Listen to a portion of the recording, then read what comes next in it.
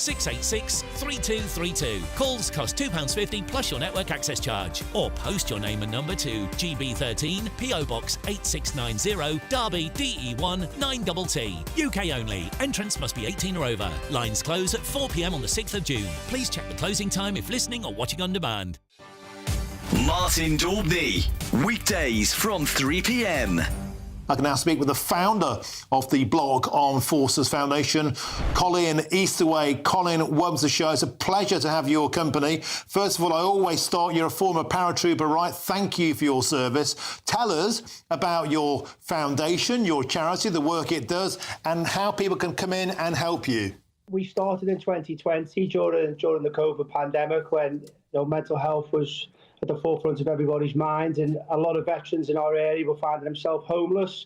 So we quickly adapted and we made a crisis prevention centre and started addressing homelessness along with veterans' mental health, giving them a place where they can reach out and get the vital support that they need.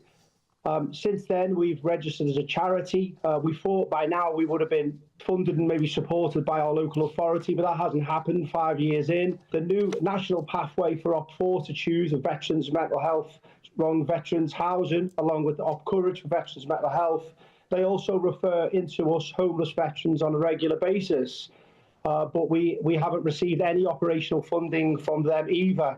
Also, with the level of referrals increasing every week, national charities, the big charities, the Armed Forces charities, Royal British Legion, Help for Heroes, constantly sending us homeless veterans to us, has put the level of output so high that we've run out of funding.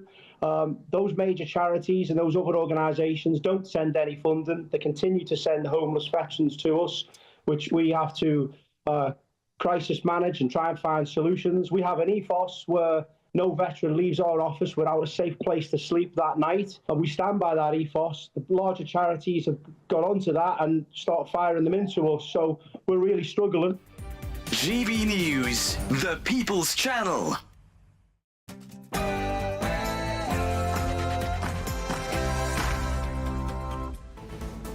Well, good afternoon, Britain. It's 1 o'clock on Wednesday, the 7th of May. I'm Emily Carver. And I'm Tom Harwood.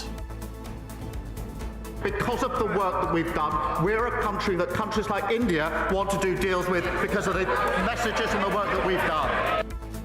Yes, the Prime Minister there crediting his government's decisive action for India's decision to sign this landmark trade deal with the UK. But here in the UK, he is being accused of a two-tier tax deal betraying British workers. What's going on? And all eyes on Rome, yes, as the conclave commences, with cardinals around the world preparing to take part in the historic, secretive ceremony to select a new pope. We're on white smoke watch elsewhere.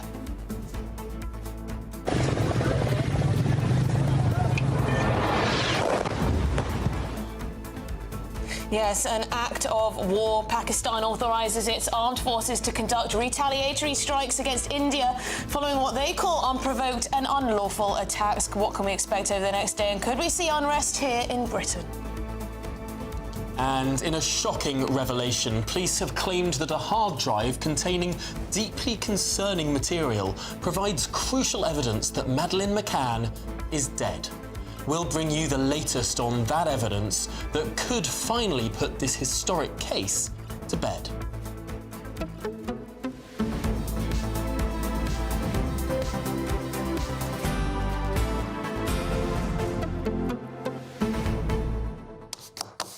Right, OK, well, I'm interested to hear what people make of this India trade deal. Obviously, the Labour government are saying it's fantastic, it's going to benefit our economy. Lots of free market economists saying fantastic, this is exactly what should happen post-Brexit.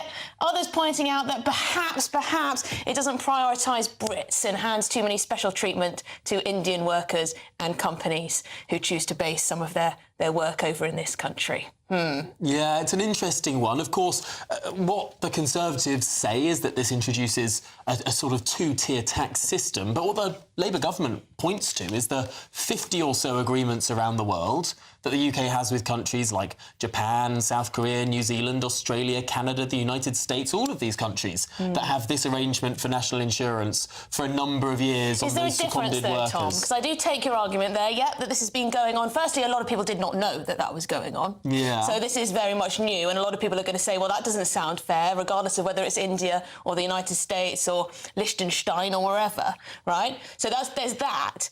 But also India. Is India and its economy and the huge numbers of people who want to come to the UK from India, is it comparable to somewhere like Australia, where loads of Brits want to go to Australia and Australians come to the UK as well? How many British nationals want to go over to India to work on temporary visas, etc.? I imagine there's a huge mismatch. Yes, but there are other countries that we've signed this sort of deal with, so countries that are part of the EU, Romania, Bulgaria, they have exactly the same tax swap treaty, which isn't about no tax being paid. It's just for the first 3 years you pay the tax from the country that you've come from rather than the tax of the country that you're going to. I don't know, because the Indians have put out that they won't pay any national insurance either in India or here, or, the equivalent taxes. So it's looking as though if you happen to be a temporary Indian worker in this country, you pay less tax, therefore you're more likely to get a job in an Indian company over here, over potentially a British worker. Is that fair?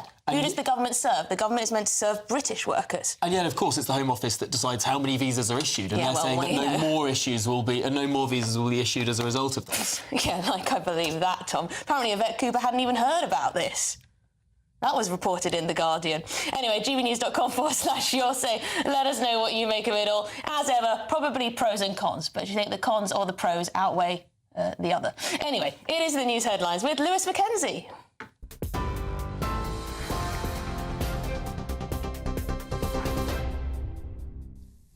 Tom, Emily, thank you very much. Good afternoon. It's 1:04. I'm Lewis Mackenzie in the GB newsroom. India says it's launched missile strikes on 9 sites in Pakistan and Pakistan-administered Kashmir.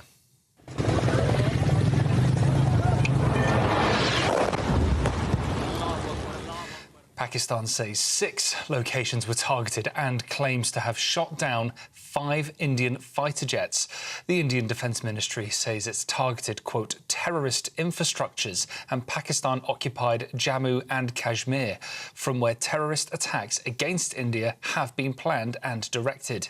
Pakistan says 26 people have been killed, with 46 people injured. A Pakistan military spokesperson says the country will respond to the attacks. The UK Foreign Office has updated travel advice, urging against all travel to northern parts of India and Pakistan. Criminals in England and Wales who refuse to attend their sentencing hearings could soon face up to an extra 2 years in prison under a bill set to be introduced to Parliament.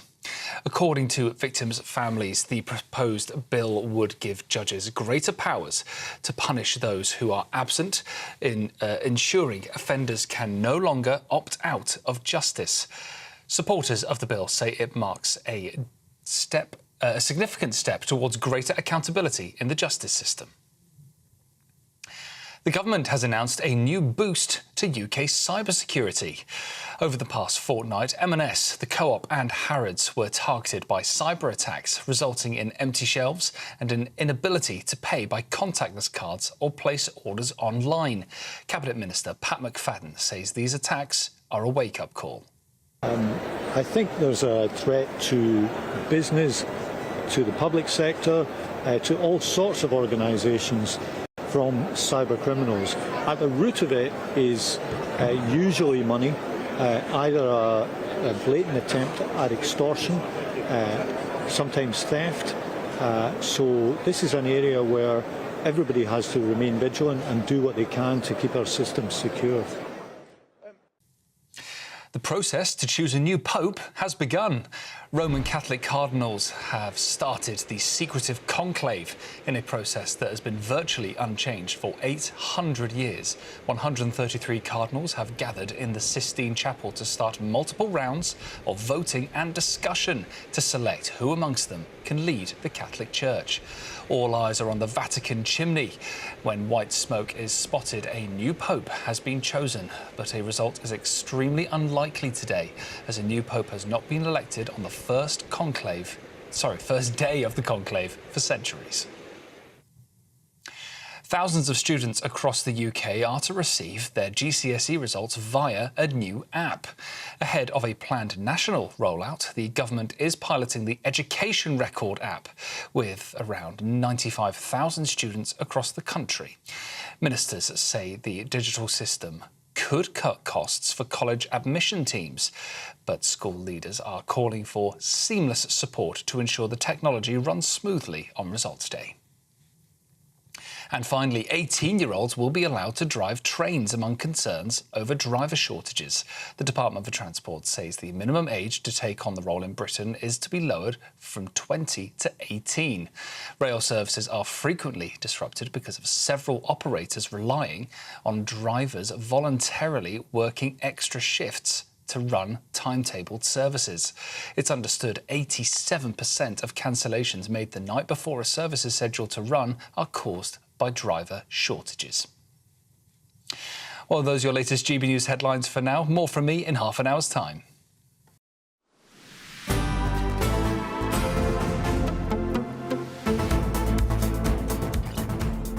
Good afternoon, Britain. It's 8 minutes past 1. Now, the Prime Minister has been accused of undercutting British workers to seal a £5 billion trade deal with India. Yes, under the agreement, potentially tens of thousands of temporary Indian workers will be completely exempt from paying national insurance in Britain for 3 years, making them potentially cheaper to hire. Well, Keir Starmer is now being accused of introducing two-tier taxes after national insurance contributions for British firms were increased, of course, in last year's budget. So is this really the Prime Minister betraying British workers? Well, joining us now to debate this is the Labour Member of Parliament for Hartlepool, Jonathan Brash, and the Reform MP for South Basildon and East Thurrock, James McMurdoch. OK, Jonathan, let's start with you. What does this deal actually mean? Is that we follow the same principle we followed in multiple trade deals, including with the US, that we don't double tax people who come from another company in another country to work here temporarily. It does not undercut British workers. It's not cheaper to employ an Indian person as a result of this deal. But what it does do is increase our exports from British companies by 60%. That's billions and billions into the coffers of British companies and their profits so they can employ more people right here at home. The misinformation that's been pumped out by the Conservative Party and Reform in the last 24 hours is nothing short of disgraceful. They know they are not telling the truth about this issue and they are doing it willfully. OK, James McMurdoch, please come back to those points there. Sure. Good afternoon, everyone. Actually, no, I don't agree with that, of course. And let's just take one very clear and slightly overlooked factor into this. So where the case might be made that the NI is still paid in India or might be an equivalent, actually what we're completely overlooking is the fact that the pension contribution is included within the NI for the Indian employees, where it is not for the UK. So even if you want to play games with how the NI is calculated, actually there's around a 10% saving just in the pensions alone. So that's a very significant factor. I think also what's not being focused on here is the impact to our financial services. So I'm not going to criticise anything that leads to exports. I think that's a fantastic thing. We want to grow the economy and we want to grow what we do export.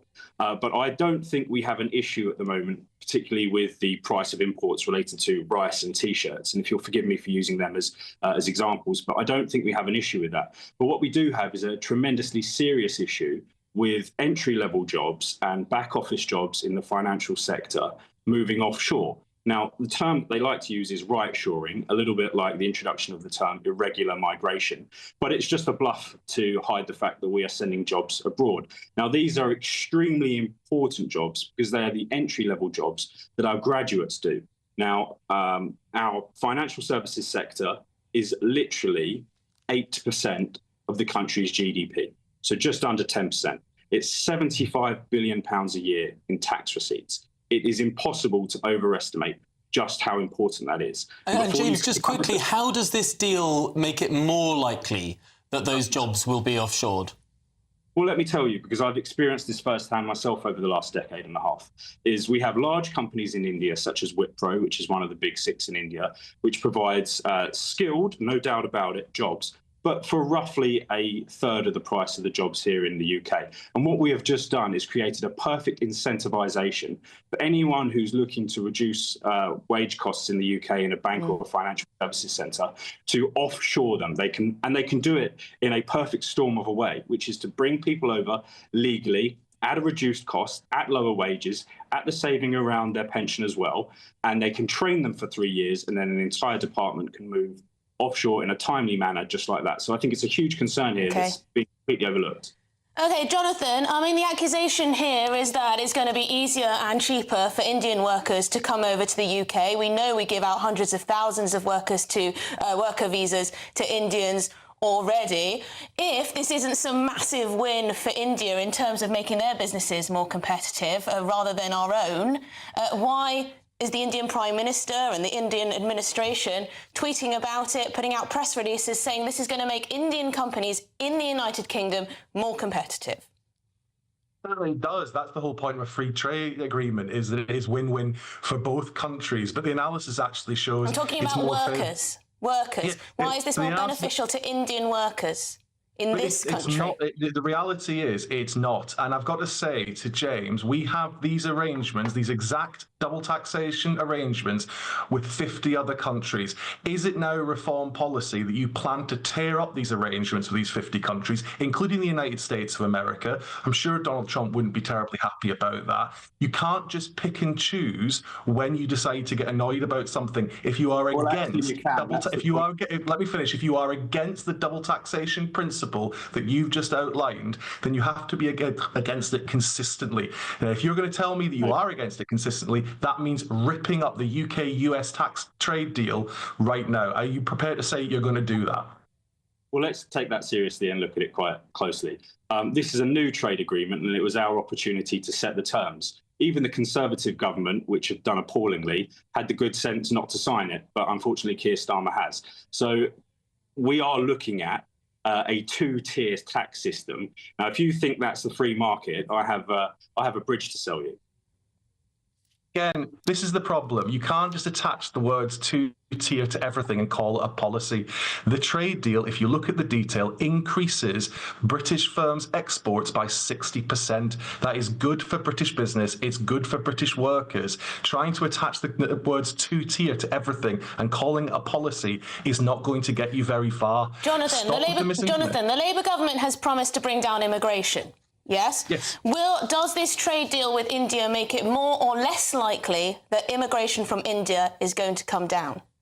Has no impact whatsoever, because as you already said on your show, if the Home Office does not like the number of people coming across from any particular country, they can simply put a cap on visas. Hang on. No, Indians are now able to apply for 33 different work sectors via the Global Business Mobility Visa, up from 15. This also includes things like yoga instructors, musicians, Indian chefs, etc. So are we banking on the Home Office essentially putting some kind of cap on? Are we going to have a cap on Indian visas? What's going on?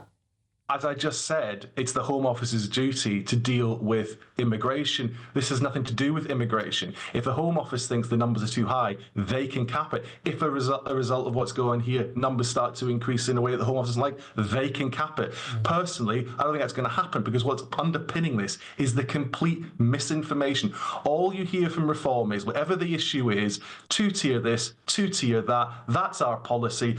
I'm talking to the businesses who are about to start to see their exports go up by 60%, billions and billions and billions into the pockets of British businesses as a result of this deal done yesterday.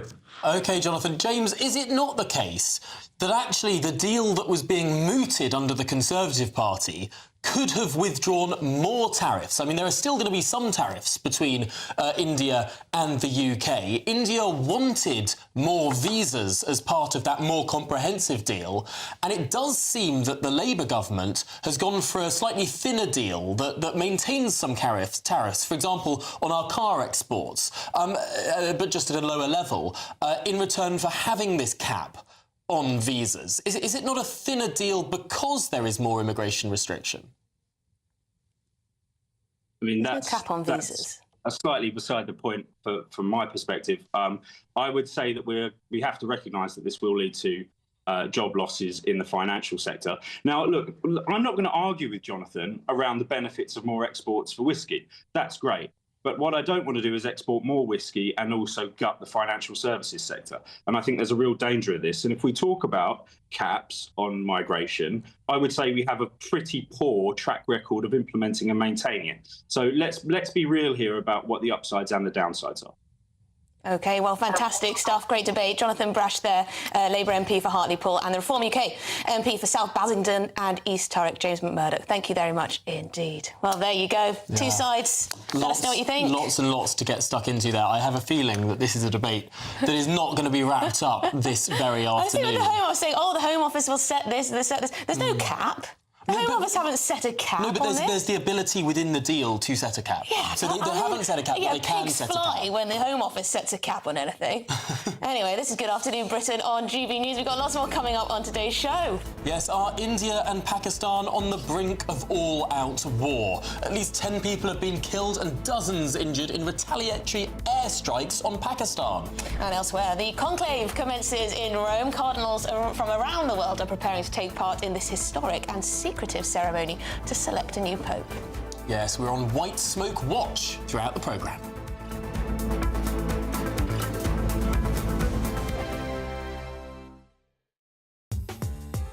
I'm Christopher Hope. From pop stars to politicians, I'll interview anybody in a pub who's got a political opinion. Join me every Friday on Spotify, Apple Podcasts, YouTube or gbnews.com, or wherever you get your podcasts. This is GB News, the People's Channel. Martin Daubney, weekdays from 3 p.m. Ranjit Mathrani. Ranjit, welcome to the show. You're being booted out by the Crown Estate. What's going on? Well, the answer is I don't know, because they keep on giving different reasons on different occasions with one simple objective, to get us out of the premises. And the irony is that 1 year before they decided not to terminate our lease, they actually invited us to take over more space on the first floor of the restaurant. And then they dramatically changed their mind. I'm sorry about the background noise, I'm the evidence. They dramatically changed their mind after a locked drain, which they blamed on us, which wiped out their electrics. And they claim they needed space, 11 square meters of the space for their entrance. On other occasions, they claim they need the space in order to do the refurbishment works. Neither of those arguments are very convincing. They could have a reception space if they wanted to on the first floor, and they could work around us, as many landlords have done in refurbishing the offices.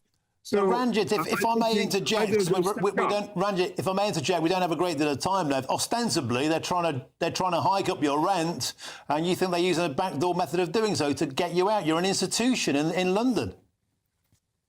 We are indeed an institution. Not only that, we are a living institution.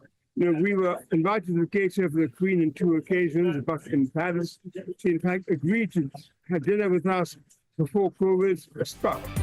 GB News.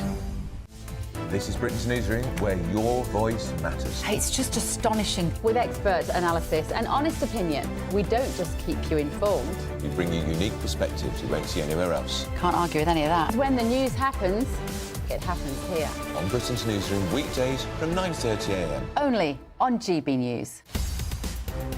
In the GB Newsroom, we bring you the news as it happens. With our team of dedicated journalists across the UK, we're ready to keep you up to date with what's happening every half an hour, every single day. Bulletins here on GB News, the People's Channel, Britain's news channel.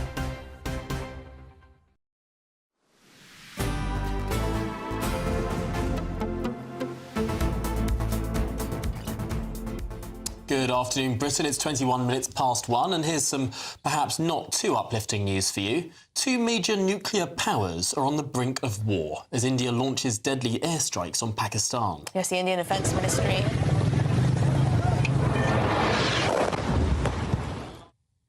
OK, the Indian Defence Ministry was carrying out Operation Sindoor in response to 26 tourists being killed in a terrorist attack last month in Kashmir.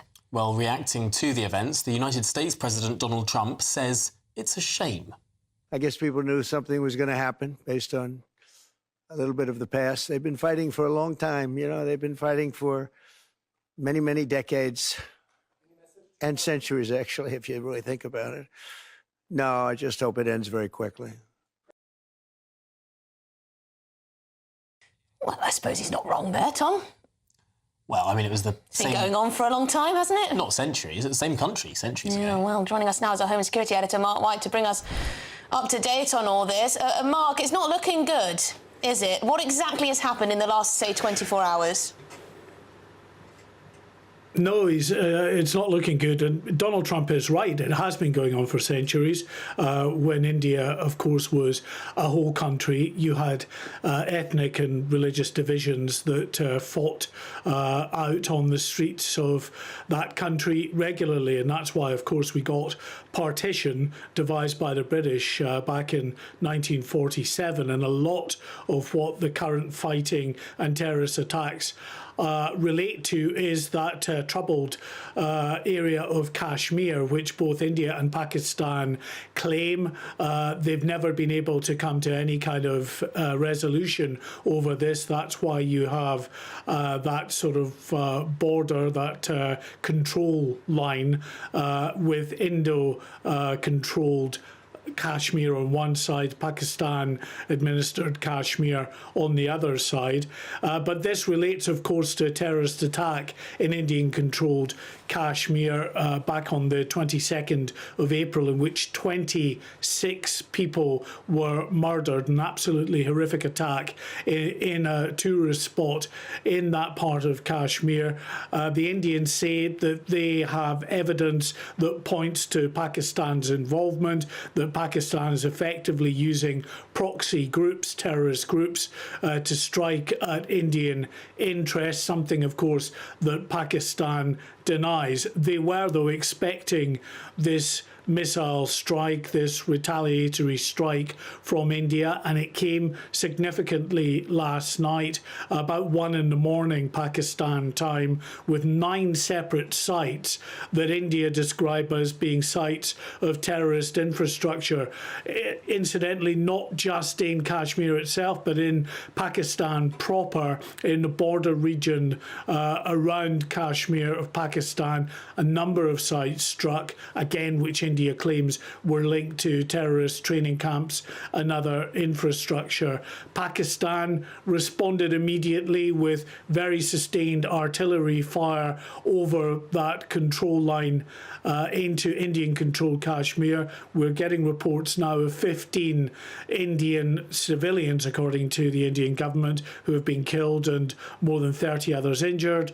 On the Pakistan side, well, they've said 26 people were killed in the strikes last night, with around 50 injured. And the real concern about this, of course, because these are two nuclear-powered states, is that if this really deteriorates into something very serious, then it could be very serious for the wider region and indeed the wider world. Incidentally, we've had a post on the X social media account by the former Prime Minister Rishi Sunak himself, of course, a British national of Indian descent. He'd never been able to say this while he was still Prime Minister, but he said no nation should have to accept terrorist attacks being launched against it from land controlled by another country. India is justified in striking terrorist infrastructure. There can be no impunity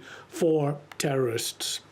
That, the view there of the former Prime Minister Rishi Sunak. Those currently in office at the moment are reaching out to India and Pakistan, trying to look for a mediated way out of this. The Foreign Secretary David Lammy calling for calmer heads and talks now to try to de-escalate the situation. And concerns here in Britain, potentially, that this could lead to tensions on our streets. We've seen it before, haven't we? Could a war in Kashmir be very visible here in Britain?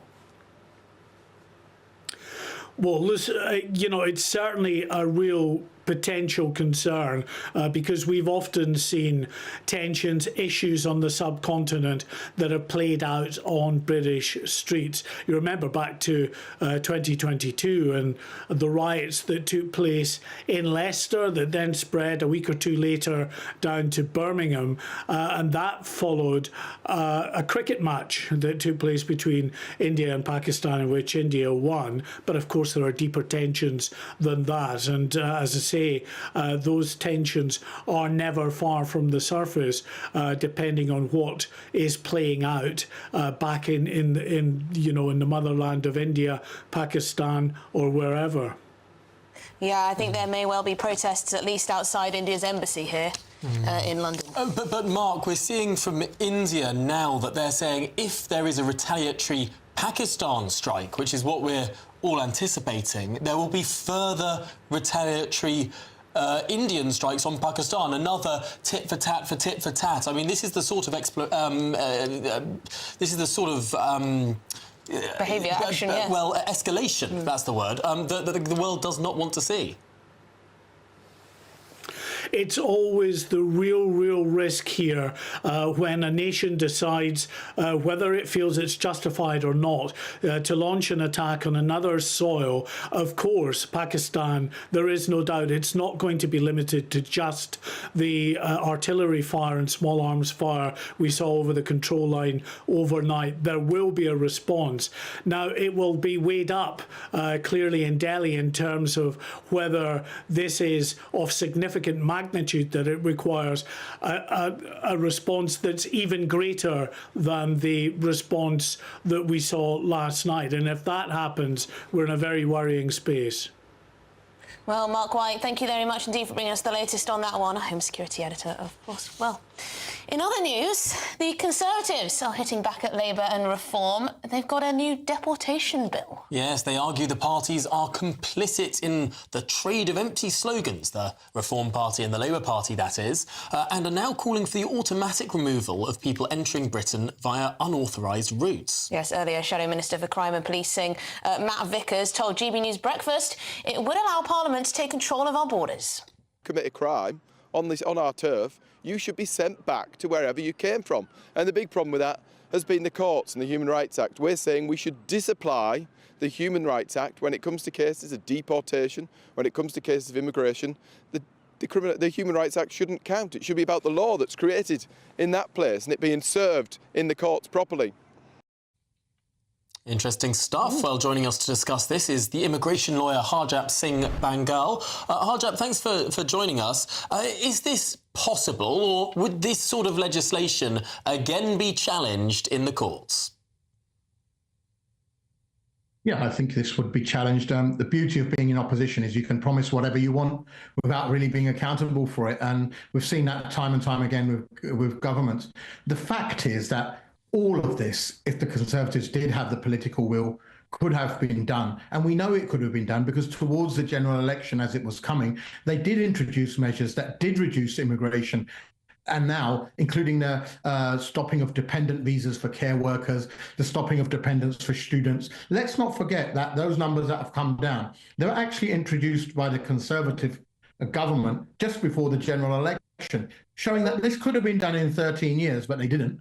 Yeah, well, that's not the point here, though, whether the Conservatives could have done it. They could have done a lot of things. They could have completely closed the borders and said we're going to have zero immigration. They could have done. It's all hypotheticals. But this could actually, if this was implemented, it could actually make a difference, couldn't it? They say they want to disapply the Human Rights Act from all immigration-related matters, and they would say that would stop foreign nationals exploiting the courts. Of course, we've seen, criminals and people who shouldn't be here, who've arrived illegally, etc. Impossible to remove people because of human rights legislation, the ECHR, etc. So they say they'd disapply the Human Rights Act, and that would help that. Extending the waiting period for indefinite leave to remain from 5 to 10 years. I mean, all of this stuff would make a difference. Well, if someone's going to stay here and not go back, it doesn't matter whether they have to stay here 5 years or 10 years. The fact is they're not going to change the criteria of it. What they're saying is for British citizens to bring their spouses over, they're going to make it harder. They're not the ones who actually don't deserve to be here or don't have a right to be here, what they're going to do to stop the small boats. This is the thorn in the side of the Conservative government and the Labour government. Now, even when Labour came into power, they had three issues to deal with. One was to get the number of visas granted down, which are extremely high under the Conservatives, which they've done. Two is to have the number of people being sent back go up, which has been achieved as well. That's gone up by 16%, including foreign offenders. Third is to stop small boats. Now, this is the thorn in the side. The Conservatives' policies don't deal with how they're going to stop the small boats. And we saw they tried everything in their power, including the Rwanda plan, much criticised Rwanda plan, which didn't work and cost us a lot of money in relation to, and it didn't happen. Did not succeed. It didn't happen. It did not succeed in what it wanted to do. How many people were sent to Rwanda? How did it work? And what's the cost of that per person? Of course, those mandatory flights never took off. But Harjap, perhaps one of the reasons why is because when the Conservatives thought up this idea, they were halfway through a parliamentary term, meaning they couldn't pass this by ramroding it through the Lords. They had to get the consent of the House of Lords, where the Conservative Party does not and has not held a majority for decades. The difference with introducing a policy at a general election is that you can use something called the Salisbury-Addison Convention, overriding the wishes of the House of Lords, providing that your policy is in a party manifesto. Now, this sort of policy would be the first time that any such policy was in a party manifesto, and therefore could get over that institutional hurdle that scuppered Conservative attempts during the second half of the last Parliament. All of this is if the Conservatives get into power, if they get the numbers to run it for a majority. Now, they couldn't even do this when they did have a majority. And look at last week's... Because it wasn't in their manifesto. It doesn't look as if they're going to get near power. Harjap, this isn't the point of the conversation. We wanted to talk to you about whether these steps, if they were implemented, would have an impact on what they're trying to do, rather than saying, oh, well, the Conservatives won't be in power. I've told you, I don't think they're going to have an impact, because how are you going to stop the small boats? What in this act is going to stop small boats from people smuggling gangs? This has nothing to do with the gangs. Where is the sentence saying? Where is the sentence saying we're going to catch the gangs and give them life? Well, this bill is about all sorts, not just the boats. But Harjap, really appreciate your input. Thank you very much. Harjap Singh Bangal, thank you very much. We have to leave it there. Immigration lawyer there as well. We've got to get to those news headlines. This is Good Afternoon Britain on GB News. Plenty more to come. Yes, we'll tell you the tough new punishment plans for cowardly criminals who refuse to face judges for their sentencing. Yes, and later in the show, we're live at a tea party with veterans as we continue our celebrations to mark 80 years since Victory in Europe Day. But first, of course, those latest headlines with Lewis Mackenzie.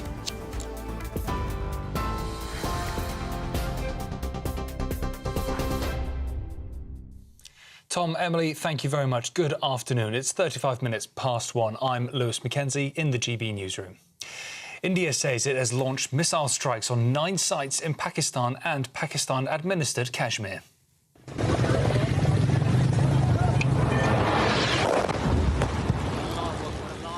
Pakistan says 6 locations were attacked and claims to have shot down 5 Indian fighter jets. The Indian Defence Ministry says it targeted, quote, terrorist infrastructures and Pakistan-occupied Jammu and Kashmir, from where terrorist attacks against India have been planned and directed. Pakistan says 26 people have been killed and 46 injured. A Pakistan military spokesperson says the country will respond to the attacks. The UK Foreign Office has updated travel advice urging against all travel to parts of India and Pakistan. Sir Keir Starmer says criticism of the new UK-India trade deal over tax exemptions are incoherent nonsense. At Prime Minister's questions today, the PM said that the deal is good for British jobs, but Conservative leader Kemi Badenoch says it will affect the poorest in society. Speaker, because of the work that we've done, we're a country that countries like India want to do deals with because of the messages and the work that we've done. This issue affects some of the poorest and most vulnerable pensioners. His mayor in Doncaster says it's wrong. His First Minister in Wales says it's wrong. Even his own MPs are saying it's wrong. He's refused to listen to me on this. Will he at least listen to his own party and change course? Criminals in England and Wales who refuse to attend their sentencing hearings could soon face up to 2 extra years in prison under a new bill set to be introduced to Parliament. According to victims' families, the proposed bill will give judges greater powers to punish those who are absent, ensuring offenders can no longer opt out of justice. Supporters of the bill say it marks a significant step towards greater accountability in the justice system. The process to choose a new pope has begun. Roman Catholic cardinals have started the secretive conclave in a process that has been virtually unchanged for 800 years. 133 cardinals gather in the Vatican's Sistine Chapel to start multiple rounds of voting and discussion to select who amongst them can lead the Catholic Church. All eyes are now on the Vatican chimney. When white smoke is spotted, a new pope would have been chosen. But a result is extremely unlikely today, as a new pope has not been selected on the first day of conclave for centuries. Well, those are your latest GB News headlines for now. More from me in half an hour's time. For the very latest GB News direct to your smartphone, sign up to News Alerts by scanning the QR code or go to gbnews.com/alerts.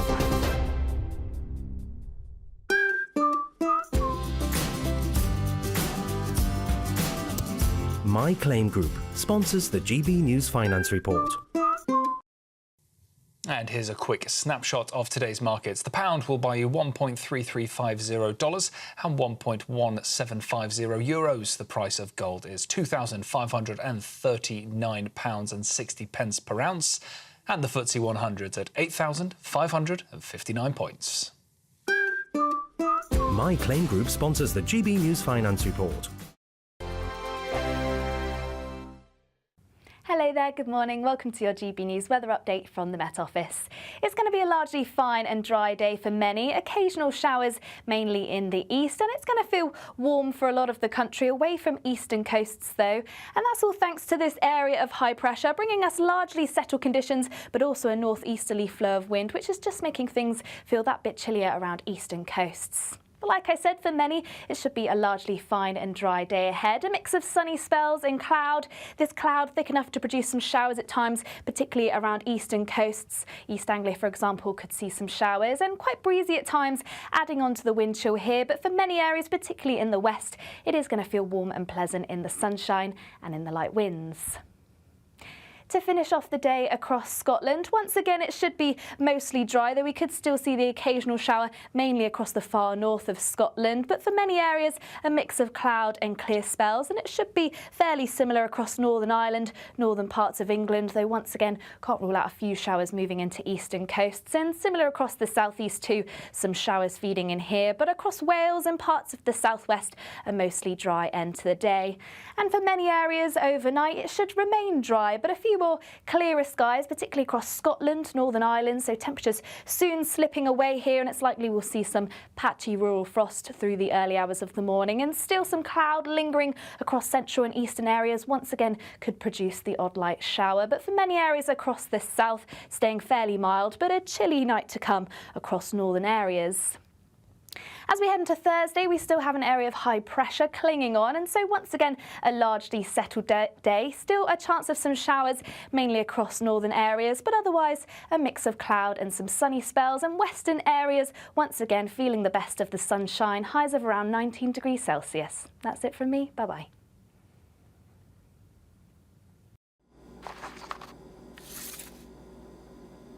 Crash Law 24 sponsors GB News Traffic and Travel Report. Good afternoon. This is the latest AI travel news from gbnews.com. There's no access to the M90 southbound from Junction 10 Craigend due to emergency roadworks. Follow signed diversions.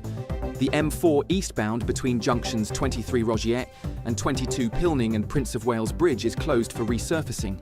Diversions are in place. In Stockton-on-Tees, on the A19 northbound, a breakdown between the A66 and A1046 has closed one lane.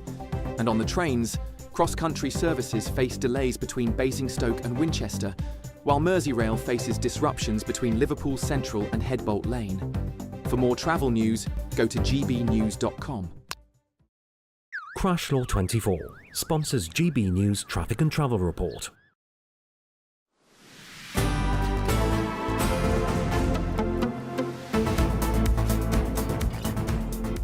Good afternoon, Britain. It's 42 minutes past 1, and lots of you have been getting on touch in what is a busy news day. A lot of concern, actually, about this skirmish between the Indians and the Pakistanis, particularly people noting that both of these countries are nuclear powers. Yeah, which of course is very worrying indeed. And also here in this country, of course, we have huge diaspora of Indians and also Pakistanis in this country. There's going to be a lot of ill feeling on both sides towards the other side. Rishi Sunak has come out very much supporting India in all this. We've got protests, I believe, planned for outside the Indian embassy already. We've seen a little bit of friction outside the embassy, was it last week or the week before? I think it was, when this rose again.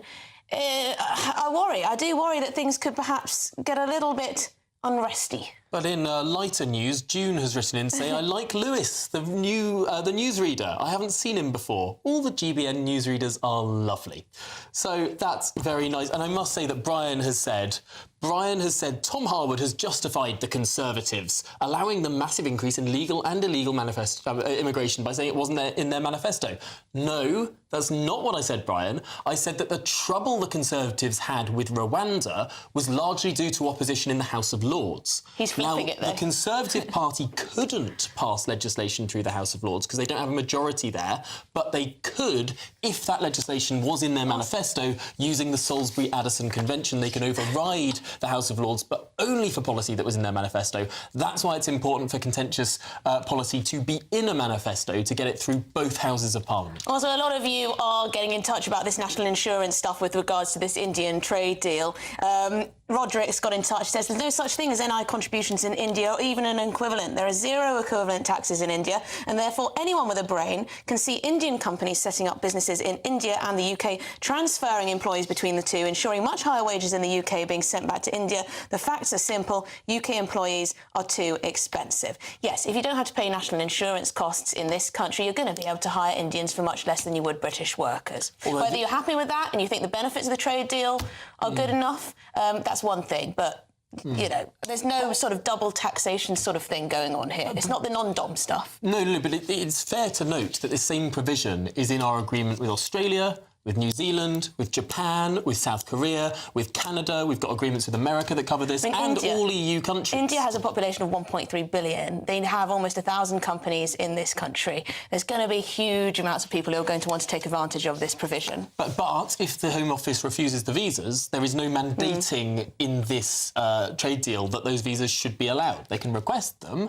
The Home Office doesn't have to grant them. Don't you think, though, it just looks bad from a perspective of the Labour Party talking about how they want to protect, you know, jobs for British workers, and they've hiked these taxes on British companies and British employees and the like. And then you see, oh, well, if you're a temporary worker from India who happens to be seconded to an Indian company based here, well, you know, you don't have to pay those national insurance costs. I mean, it does not seem fair at all. But of course, the national insurance idea is a slight contributory system that you don't get a pension until you've paid in for a certain amount. So if you're here for under 3 years, you wouldn't be getting that pension anyway. So no, but you say that national insurance has nothing to do with pensions. Well, it doesn't really, but it has a peg. You can't use it that way. No, you say, I can. National insurance doesn't go towards pensions, and then say, oh, now it does. No, it doesn't go towards pension. It doesn't get saved in a pot. But what it does do is you have to have been paying national insurance for a certain number of years in order to then claim that benefit. Workers from other countries should get tax benefits over British workers in this country, especially when people literally have no you know, don't have two pennies to rub together at the moment. It is a fair point from the Labour Party, though. Would you rip it out of all of those 50 agreements we have with the 50 countries it currently exists in?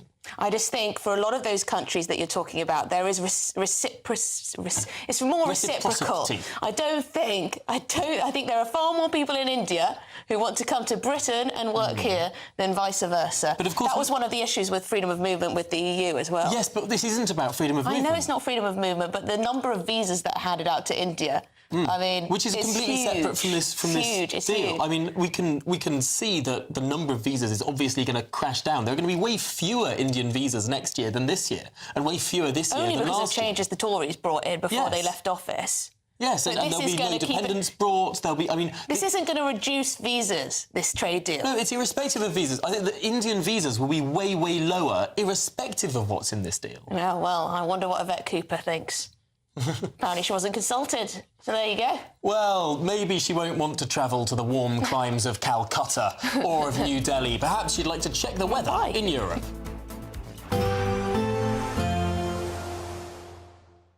Ready to soak up that holiday sunshine? Won't we need some cover? No worries, all sorted. All Clear Travel Insurance sponsors GB News Travel Destinations Forecast. An unsettled spell across parts of Europe, particularly across the Alps and southeastern Europe, where they're going to experience heavy showers and thunderstorms over the next few days. An area of pressure could drag in some showers later across Madeira and Tenerife. Plenty of showers across Portugal and Spain, but it's really across the Alps, southeastern parts of Europe, where these showers are going to be particularly heavy and possibly thundery. Now, it should be largely dry across Greece and largely dry for all from Sunday, with temperatures in the low 20s, so feeling pleasant in the sunshine. All Clear Travel Insurance sponsors GB News Travel Destinations Forecast.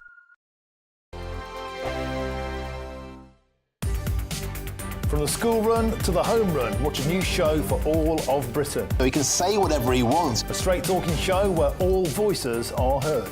And, you know, when are we going to stop talking about smashing the gangs and actually do it? With the stories that matter from every part of our country. There's a bit of a crash landing there for your Chancellor. Bold, fearless and standing up for you. That's me, Martin Daubney, 3 p.m. till 6 p.m, weekdays, here only on GB News. The People's Channel, Britain's news channel. The royal family is an enduring symbol of tradition, unity and pride for Britain. At GB News, we celebrate what makes this country great. In our new royal newsletter series, you can join me, Cameron Walker, for Inside the Palace, an exclusive look every week that takes you beyond the gates and brings you the very latest from those at the heart of the monarchy. Never miss a royal moment again. Sign up now. Go to gbnews.com/royal newsletter and get the latest straight to your inbox. It's Patrick Christie's Tonight, and here we do things differently. It's explaining the absolute madness of this, doesn't it? It's explosive. I mean, this is very good. It's lively. 850. Your government sat there, Sean, and it did nothing. It's controversial. And the Middle East has been in turmoil since before I was born. It's everything you need to kickstart your evening. Everyone's had their Weetabix tonight. I love to see it. That's Patrick Christie's Tonight, weeknights from 9 p.m. Only on GB News, the People's Channel, Britain's news channel.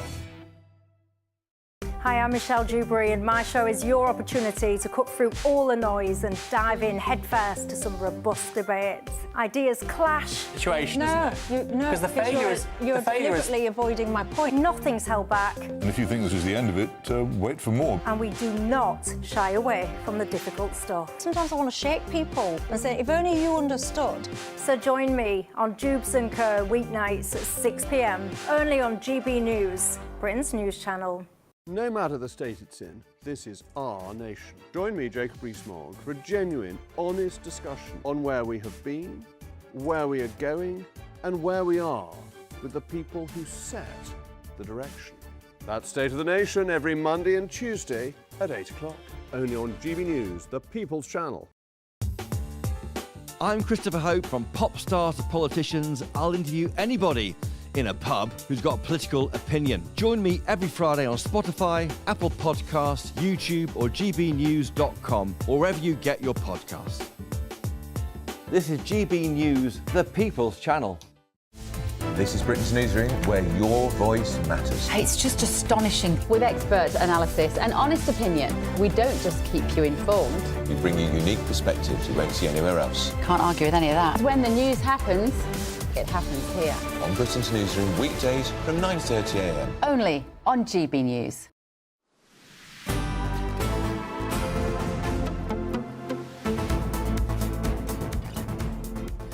Good afternoon, Britain. It's just gone 10 to 2. Now the world's eyes are on the Vatican as cardinals prepare to choose the next pope. Yes, and it's a solemn, secretive process. No phones, no outside contact and centuries of tradition.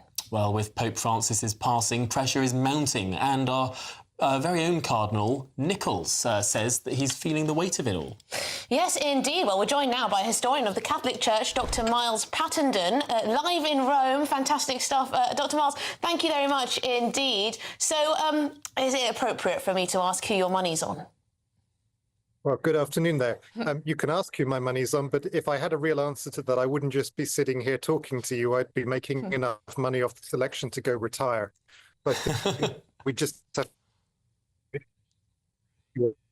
happens. Miles, we're struggling a little bit with your connection. We'll see if we can just re-establish that link. I know the world's media will be trying to contact all of the journalists in Rome because this is, of course, the first day of voting. But how long do these conclaves traditionally last? Well, I hope you can hear me okay now. These conclaves traditionally have lasted a very long time in past centuries, sometimes many months, in some cases up to 2 years.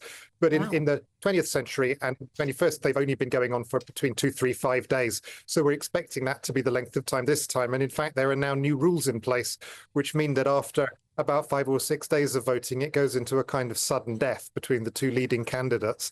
And the last Pope hoped that that would speed things up a lot.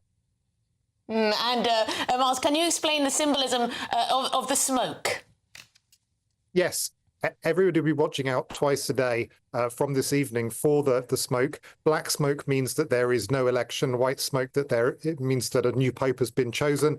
The colours are achieved by adding chemicals to the burnt ballots. It's very important to maintain the secrecy of the election. So after each round of voting, all the papers are gathered together and they're burnt in a stove. So that's where the tradition comes from. It's been going on for about 150 years now.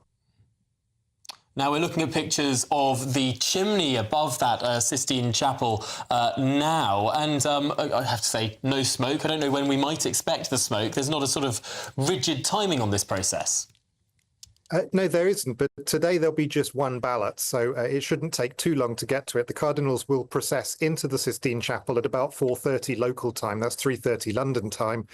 They'll all take an oath to participate fairly in the election, and then at some point the Vatican's cameras will pull out of the Sistine Chapel. We'll see the doors be closed.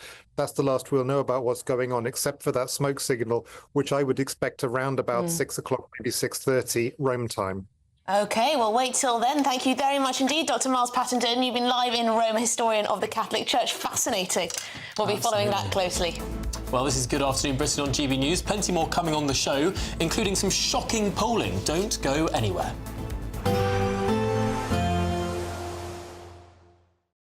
Expect a warm front, moving from the kitchen right through to the rest of the house. Boxed Boilers, sponsors of weather on GB News. Hello there, good afternoon. Welcome to your GB News weather update from the Met Office. Over the coming days, high pressure dominates our weather, bringing lots of fine and dry weather to come and feeling warm in any sunshine. That's away from eastern areas though. Always a little bit chillier here. That's all thanks to high pressure swirling around and bringing a northeasterly flow to these areas. So a bit breezy here and bringing a cooler feel to the weather. And at times this evening, it may also drag in some cloud, perhaps the odd light shower, but we're also going to see plenty of clear skies too, particularly across Northern Ireland, parts of Scotland. So temperatures soon slipping away. A chance we could see a slight frost by the time we reach the morning, but many central and southern areas remaining in the mid-single figures.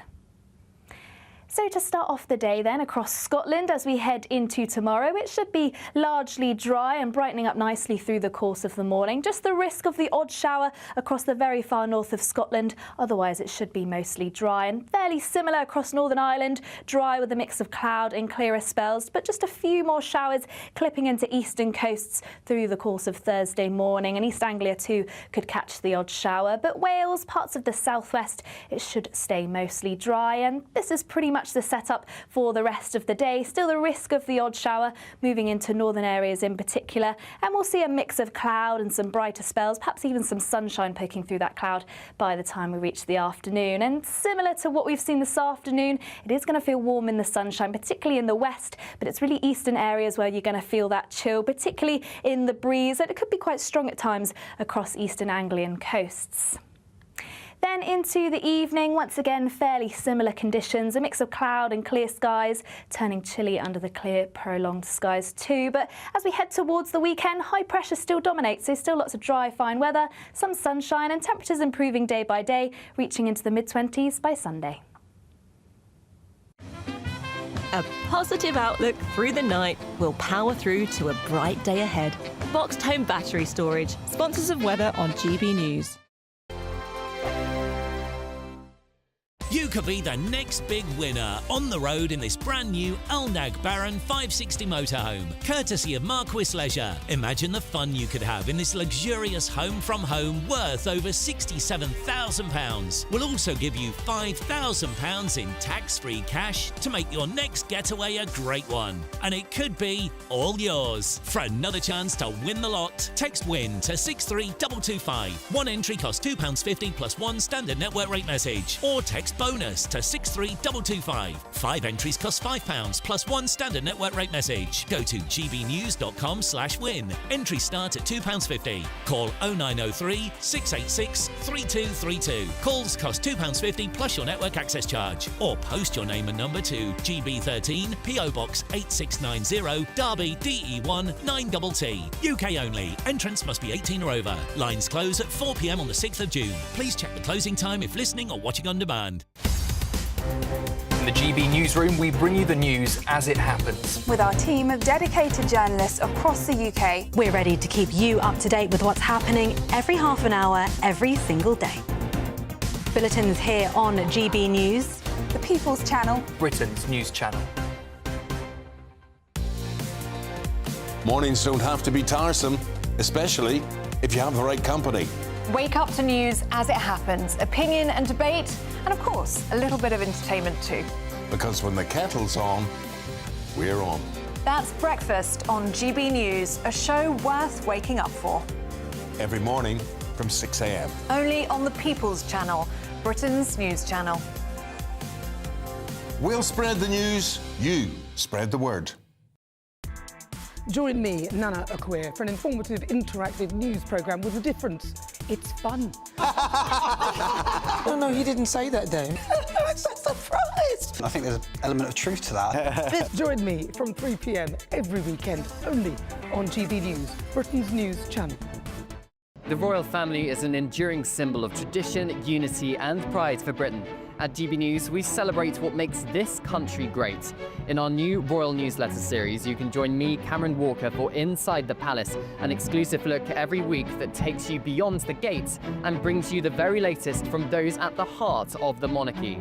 Never miss a royal moment again. Sign up now. Go to gbnews.com/royal newsletter and get the latest straight to your inbox.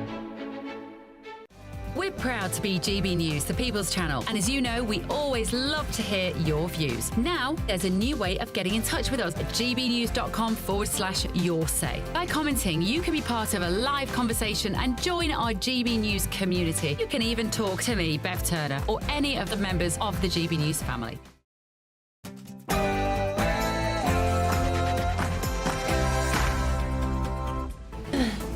Good afternoon, Britain. It's 2 o'clock on Wednesday, the 7th of May. I'm Tom Harwood. And I'm Emily Carver. Well, a shock new poll has found Reform UK are set to sweep England at the next general election, with Nigel Farage's party set to benefit from Labour's drastic decline in support since the general election.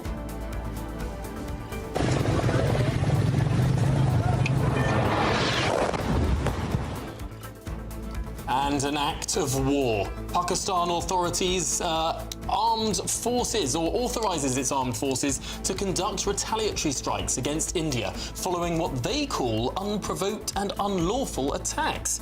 But what can we expect over the next day? And could we see unrest here at home? And in other news, a shocking revelation. Police have claimed that a hard drive containing deeply concerning material provides crucial evidence that Madeleine McCann is in fact dead. We'll bring you the latest on that shocking evidence.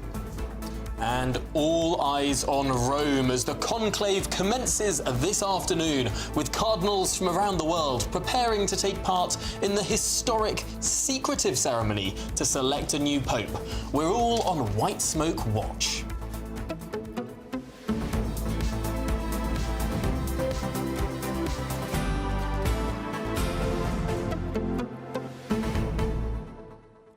So this polling, yeah, we thought we'd lead the hour with this because it's well, it's very significant, isn't it, Tom? It is. I mean, this is huge polling that seems to reaffirm what we started to see in the local elections, because clearly the projected national share of the vote showed a 10-point Reform lead, but it seems like that lead is persisting in wider sort of Westminster polling now. Yeah, so it's putting Reform at 29, the Conservatives on 17. A 12-point gap. And Labour, of course, in the middle there. I think they're on 21. But this is interesting, of course, because speaking to people at the heart of the Reform Party, people who are working on their general election strategy for what we all presume is a 2029 election, they think if they can get over the 30% threshold, they can make Nigel Farage Prime Minister. They're aiming for something around 35% of the vote, which would, of course, be higher than the percentage share that Keir Starmer won last year in the general election. So what's Reform doing right then, do you think? Is this a case of trust just not being there at all for Labour or for the Conservatives, and Reform being able to, you know, get in there, essentially, and take all those disenfranchised voters?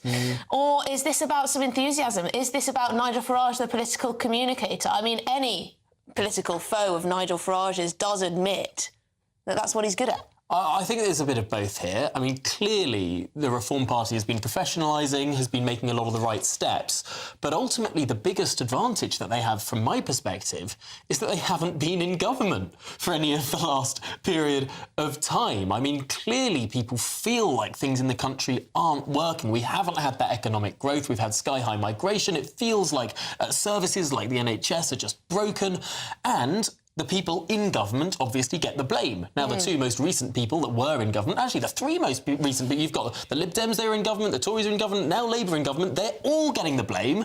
Reform have the advantage of never having sat or drunk from that poison chalice. Yeah, well, let us know your thoughts. gbnews.com/your say. We will be speaking to an expert next, you'll be pleased to know, after the news headlines.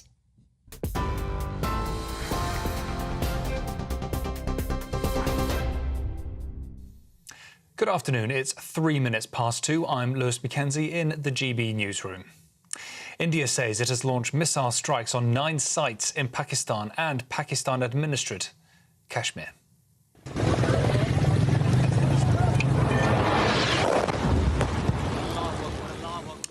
Pakistan says 6 locations were attacked and claims to have shot down 5 Indian fighter jets.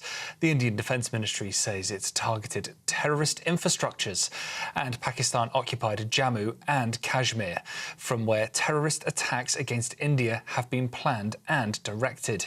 Pakistan says that 26 people have been killed and 46 injured.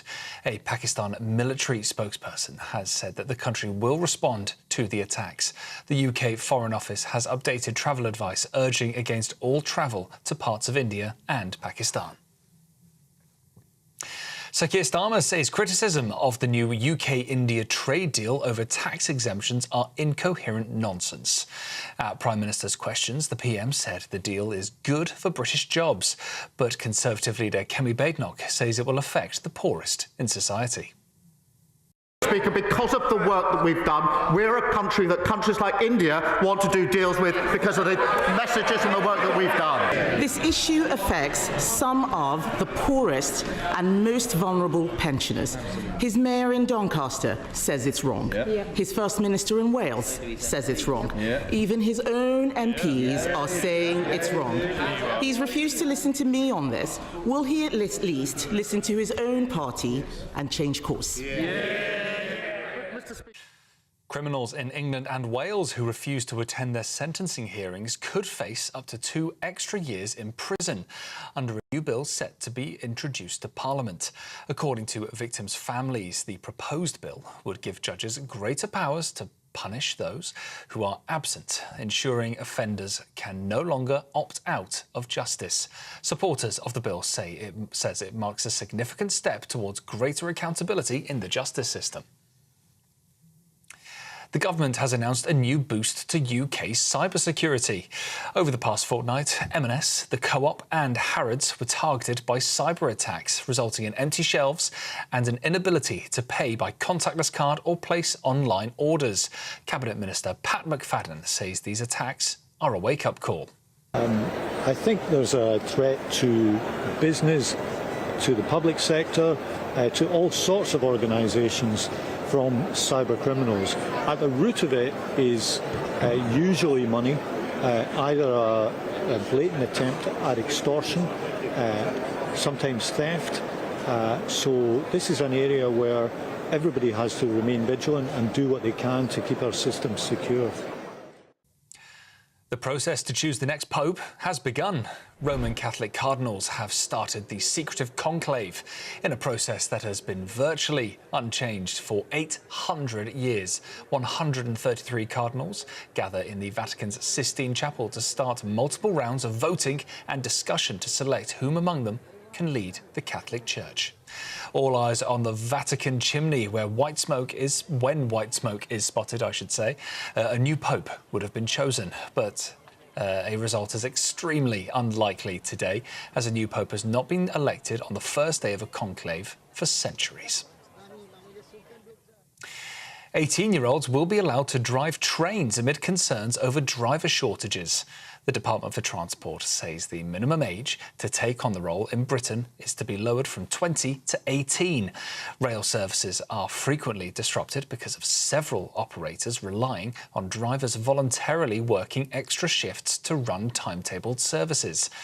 It's currently understood that 87% of cancellations made the night before a service is scheduled to run are caused by driver shortages. Well, those are your latest GB News headlines for now. More from me in half an hour's time.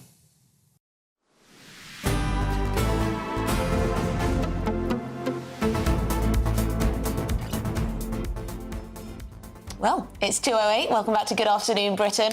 Now, is a reform landslide inevitable at the next general election?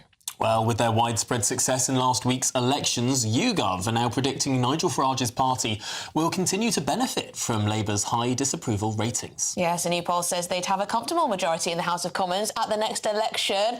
But how realistic is that? Well, joining us now is the founder and director of Merlin Strategy, Scarlett Maguire. Scarlett, thanks for being with us. Let's start off with this polling, sort of confirming, in a way, what we saw at the local elections, but projecting it to a Westminster setup. Yeah, it's fascinating. So before the local elections, we were used to a scenario in the polls where basically the three main parties were neck and neck. You had Reform maybe slightly ahead, but everyone was in 20% to 25% of the vote. Now, I think the important thing about both the local election results, or election results generally, and polls, is that they don't just report behaviour, they actually influence it. And that, I think, is what we've seen at the locals. Now, I think Nigel Farage and Reform are probably always going to get a boost out of a good locals performance, and that's what we've seen here. And if I was the Conservative Party, I would worry that this then compounds as more and more Conservative voters who don't mind Nigel Farage, quite like him even, suddenly start thinking that Reform is the better bet to take on Labour.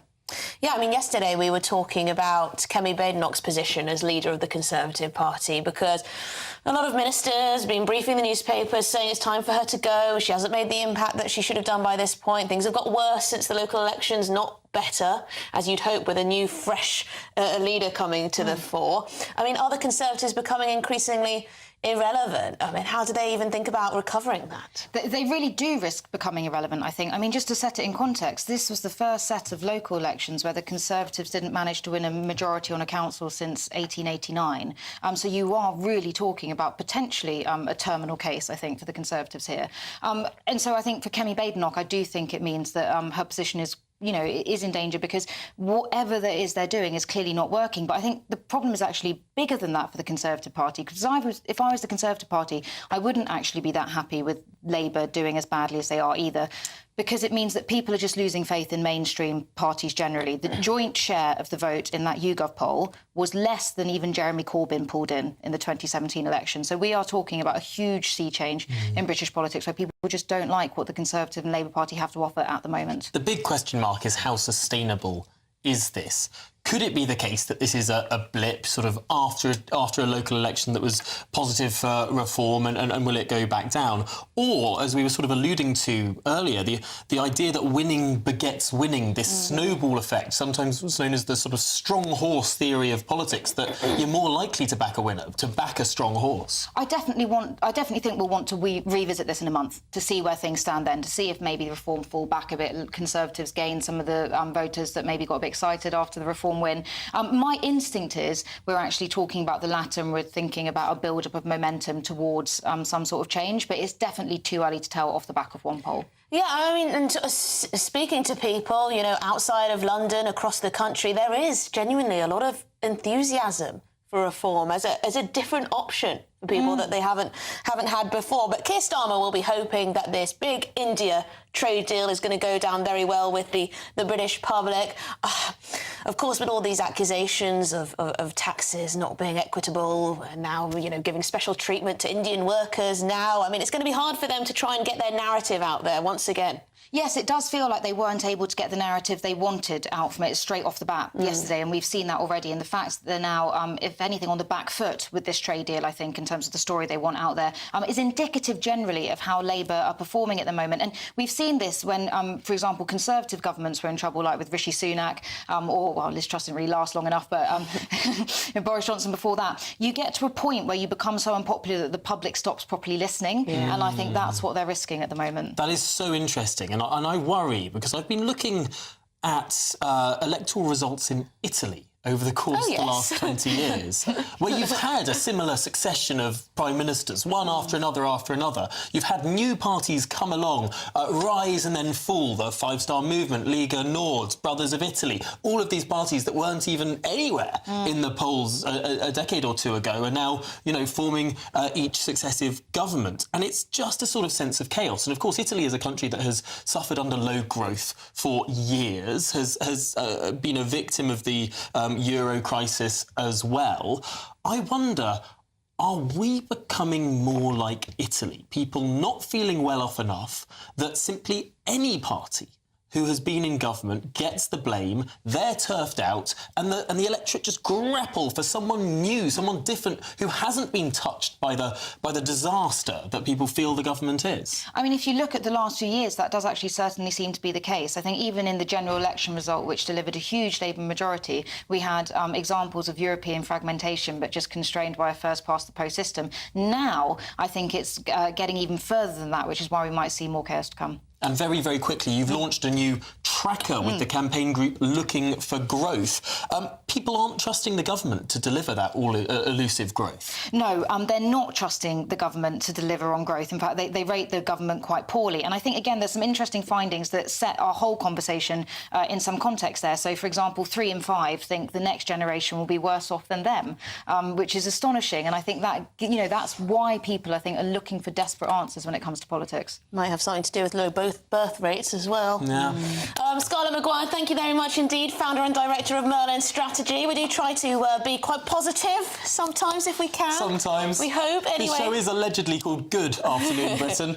But we're going to move on to some world affairs now. 2 major nuclear powers are on the brink of war as India launches deadly airstrikes on Pakistan. Yes, the Indian...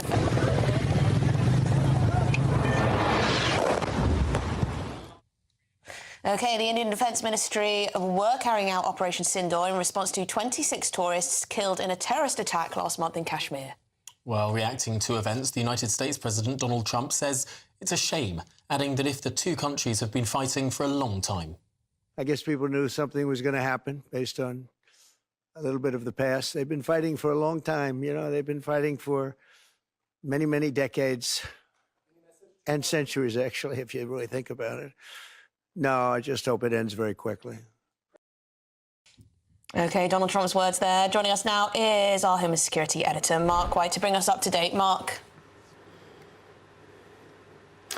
Well, the latest lines that are coming out this time from the Pakistan Prime Minister saying that Pakistan had shot down 3 Indian military aircraft. That's not been confirmed by Delhi, but the Pakistani military earlier in the day had also claimed that a number of Indian military jets had been shot down.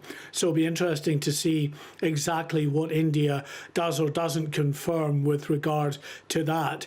But I think the response, the retaliatory strike from Pakistan is yet to come, and really the scope and intensity of that retaliatory strike will determine the next move here, whether India feels compelled to respond again, this time upping the ante even further from last night's very intense strikes that targeted 9 separate targets in Pakistan-controlled Kashmir, but also in Pakistan proper, in the Punjab province, in one strike 70 miles into the Punjab, striking what India describe as terrorist infrastructure.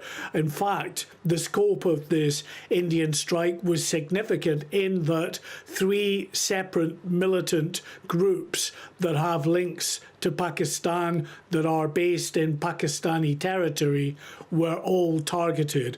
So as I say, it really depends now on what Pakistan does in terms of their more significant response to this. We know that last night there was a very significant exchange of artillery fire and small arms fire over that line, the demarcation line between Indian-controlled Kashmir and Pakistan-controlled Kashmir, but that is not the true extent of the retaliatory strike. As I say, that is still to come. Now, we're already hearing that there are protests scheduled for outside the London, Indian embassy, Pakistanis in London, following these attacks. Could we see more of that? Could we see what's happening between India and Pakistan sort of reverberate here in Britain? I think there's a very high chance that we'll see some kind of response to what has been taking place on the subcontinent. We have in the past seen the tensions that have played out on the subcontinent, often then also manifesting themselves in protest or even violence on the streets of British cities. And it was interesting, actually, just as I was doing in the last hour, watching the debate in Parliament about the strikes by India on Pakistan and on Kashmir-controlled or Pakistani-controlled Kashmir. There you see exactly the kind of issues that we're talking about, because there were parliamentarians, both with Pakistani heritage and, of course, parliamentarians such as Priti Patel with an Indian heritage, standing up, justifying why either side is right or wrong in this. So these heated arguments and tensions will be playing out, will be being rehearsed in towns and cities right across the country, where you have significant populations of British, Pakistani heritage Muslims, British, Indian heritage citizens as well. And that is the worry going forward. Okay, Mark White, thank you very much indeed for joining us. We're going to further this conversation now with the founder of Tell Mama, Fayez Mughal. Fayez, thanks indeed for joining us. Deeply concerning for Brits to see sort of the potential for these tensions to spill over onto the streets of Britain. But why are we seeing protests outside the Indian embassy potentially, given that India was responding to a horrific and deadly terror attack on tourists from an Islamist group based in Pakistan? Don't they have a right to respond? Well, I think, first of all, you're absolutely right in the sense that Pakistan has a long history of support for Islamist groups. We know that over the last 40 years, particularly after General Zia-ul-Haq's support for Islamist groups there have burgeoned and they've been used as an arm for the military in Pakistan. So you're absolutely right about that. I think there's a sense of nationalism that has seeped into both communities, both within communities of Indian heritage and Pakistani heritage. That sense of nationalism has creeped in. And I think that's why you're seeing these kind of reactions on our streets. Right or wrong, I truly believe that there's a lot more work that needs to be done to attach people and get them to strongly associate and feel for our country, rather than also have strong affiliations with international countries. I truly believe if you're here, you live here, you have an affiliation to this country, you should be backing what happens in this country and worrying about what happens on our streets. So I agree with you in a sense that India has a right to respond, and Pakistan has had a history of support for Islamist groups and continues to. Let's not forget, bin Laden was found in Abbottabad, Pakistan's military center. It's like it's West Point. And, if bin Laden's found in Abbottabad, that's because the ISI, Pakistan's security services, effectively gave the green light for him to be based in Abbottabad. Right, so he didn't turn up in the middle of Pakistan's West Point because actually he found his way there. That's because the intelligence gave him the cover and opportunity to be situated in there. And Pakistan has a long history of involvement and attachment to Islamist groups in the area.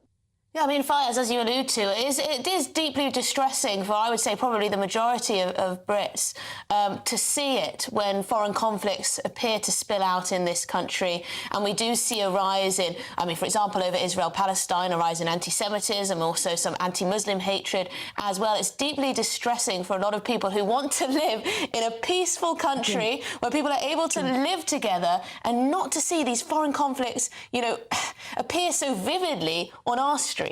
What do we do about it, Fayez? Well, I think we go back to this issue that successive governments, we know this, have been very weak on the issues of integration and very weak on the issues of holding our values and enforcing those values through school systems, further education, colleges, and the educational strata in our country. And I think all political parties need to have a very clear look at bringing our value systems, bringing our history, bringing the sense of what makes us as a country back strongly into various parts of our structural systems, educational, statutory systems, and also getting a sense of pride. Look, I grew up in the 80s, 70s and 80s. I'm that old, and I realize, and I say this to people, in the 80s, there was a sense of pride about Britain. There was a sense of pride about what we had in Britain. We had a special uniqueness. It's not felt today. And I think we need to get back to a sense of who we are, what we stand for. And actually, if people are living in this country, then I believe your major affiliation, your care, your affection, your trust should be for this country. Well, and yes, you may have some affections for other countries, but actually I'm tired of having people go, oh, my main interest is overseas when they live and breathe in this country. It's got to end. Well, Fayez, you make a very important point there. Thank you very much indeed for your time. Fayez Magal, founder of Tell Mama. Well, yes, can't disagree with that, can we? No, absolutely. Lots to think about there. But, of course, if you'd like to perhaps escape some of these larger, cultural conflicts, you might want to get away on a camper van. It's time for our Great British Giveaway, yes. And it's our biggest prize to date, a 4-berth motorhome worth over £67,000. Here are the details you need.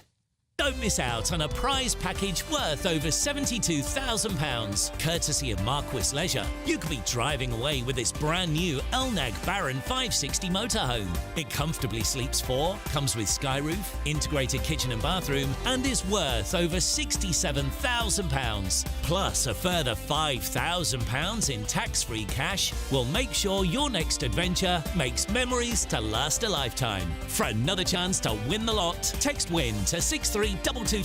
One entry costs £2.50 plus one standard network rate message. Or text bonus to 63225. 5 entries cost £5 plus one standard network rate message. Go to gbnews.com/win. Entries start at £2.50. Call 0903 686 3232. Calls cost £2.50 plus your network access charge. Or post your name and number to GB13 PO Box 8690 Derby DE1 9TT. UK only. Entrance must be 18 or over. offer. Lines close at 4 p.m. on the 6th of June. Please check the closing time if listening or watching on demand. Good luck.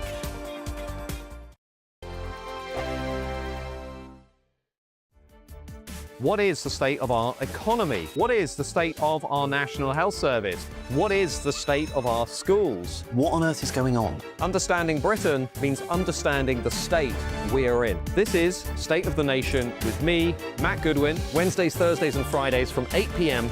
on GB News. I'm Christopher Hope. From pop stars to politicians, I'll interview anybody in a pub who's got a political opinion. Join me every Friday on Spotify, Apple Podcasts, YouTube or gbnews.com, or wherever you get your podcasts. This is GB News, the People's Channel. Martin Daubney, weekdays from 3 p.m. Thames Valley has introduced equity training, which covers topics including white privilege plus microaggressions. And of course, yesterday, West Yorkshire Police were barring white British people from jobs. What on earth is going on? Well, let's bring in the Surrey Police and Crime Commissioner, Lisa Townsend. Lisa, welcome to the show. A pleasure to have your company. From West Yorkshire to Thames Valley, they seem to be absolutely consumed with some kind of woke mind virus. What's going on in our police forces? Good afternoon, Martin. Good to be on again. Yeah, and I think you're absolutely right. And it's different police forces. And I don't think actually it's fair to blame any individual force for this or any individual sort of chief constable or officers, because I think this is something that's actually coming from the top of policing. And we've seen it now quite a few years. I mean, critical race theory, something we've been talking about relatively recent history. Actually, it's been around for about 40 years. And I think this, what we're seeing now actually, is this kind of coming to the fore. But we do see it right from the top. You know, the National Police Chiefs Council, Gavin Stevens, who is currently chair of the National Police Chiefs Council, was my chief constable in Surrey, you know, and he is surrounded by people. It's not fair to say it's just Gavin either. He's surrounded by people who believe this. And we are seeing it, unfortunately, right across our public institutions. And let's be honest, Martin, a lot of our private ones as well. But I do worry about it when it starts to take a hold in policing. What's causing it? Is it some kind of guilt complex for historical wrongdoings? I mean, where does this come from? I think it's a lot of that, and I think it is linked to the wider issues that you and I, Martin, have spoken about before, whether that's around, you know, supporting trans men and women within the force, supporting gay people, which of course we should be doing. And I do think a lot of this comes from a history that policing has. GB News, the People's Channel. This is Britain's Newsroom, where your voice matters. It's just astonishing. With expert analysis and honest opinion, we don't just keep you informed. We bring you unique perspectives you won't see anywhere else. Can't argue with any of that. When the news happens, it happens here. On Britain's Newsroom, weekdays from 9:30 a.m. Only on GB News.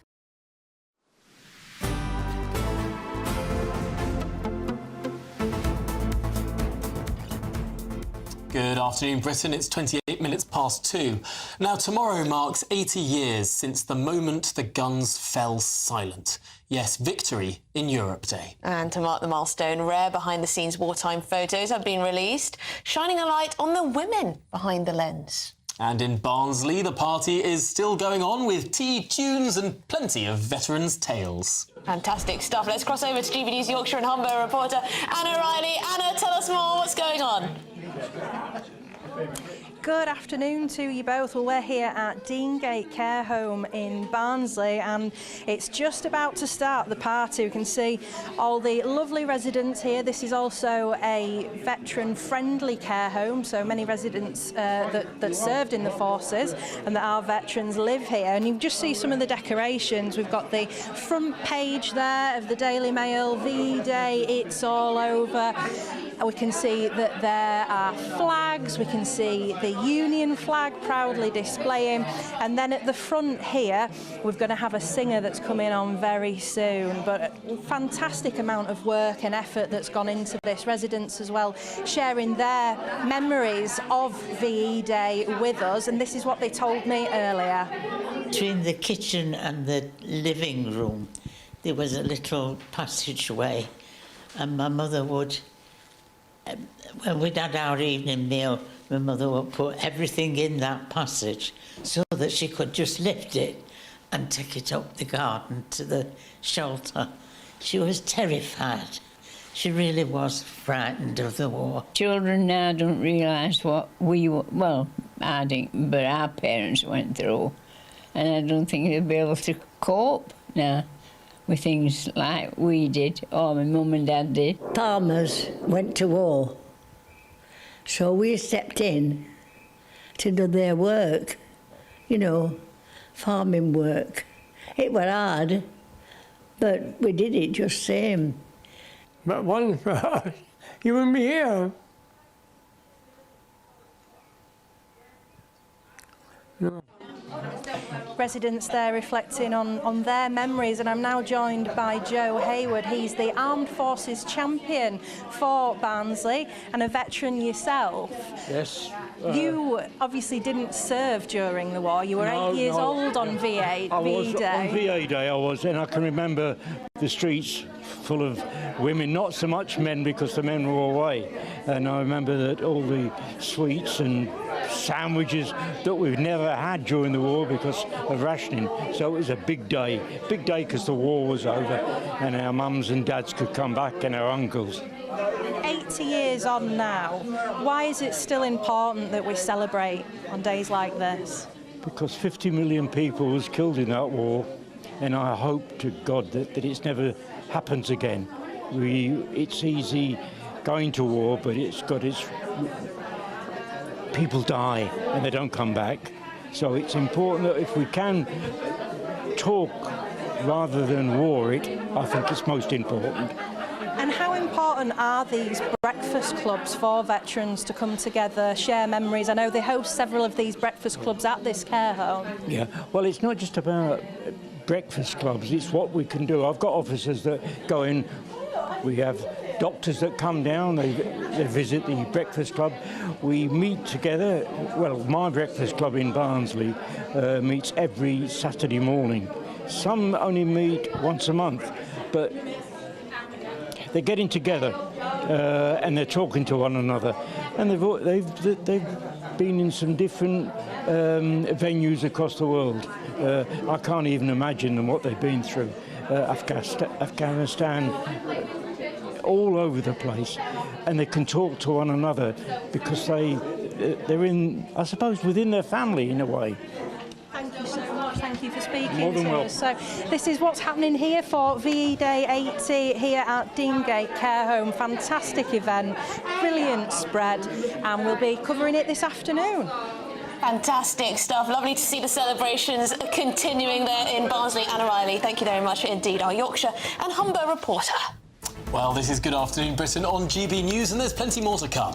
Yes, all eyes on Rome as the conclave commences. Cardinals from around the world are preparing to take part in this historic and secretive ceremony to select a new pope. We're on White Smoke Watch.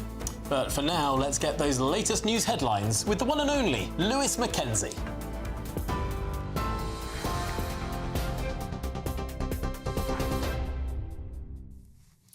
Thank you very much, Tom and Emily. Good afternoon. It is 33 minutes past 2. I'm Lewis Mackenzie in the GB newsroom. India says it's launched missile strikes on 9 sites in Pakistan and Pakistan-administered Kashmir.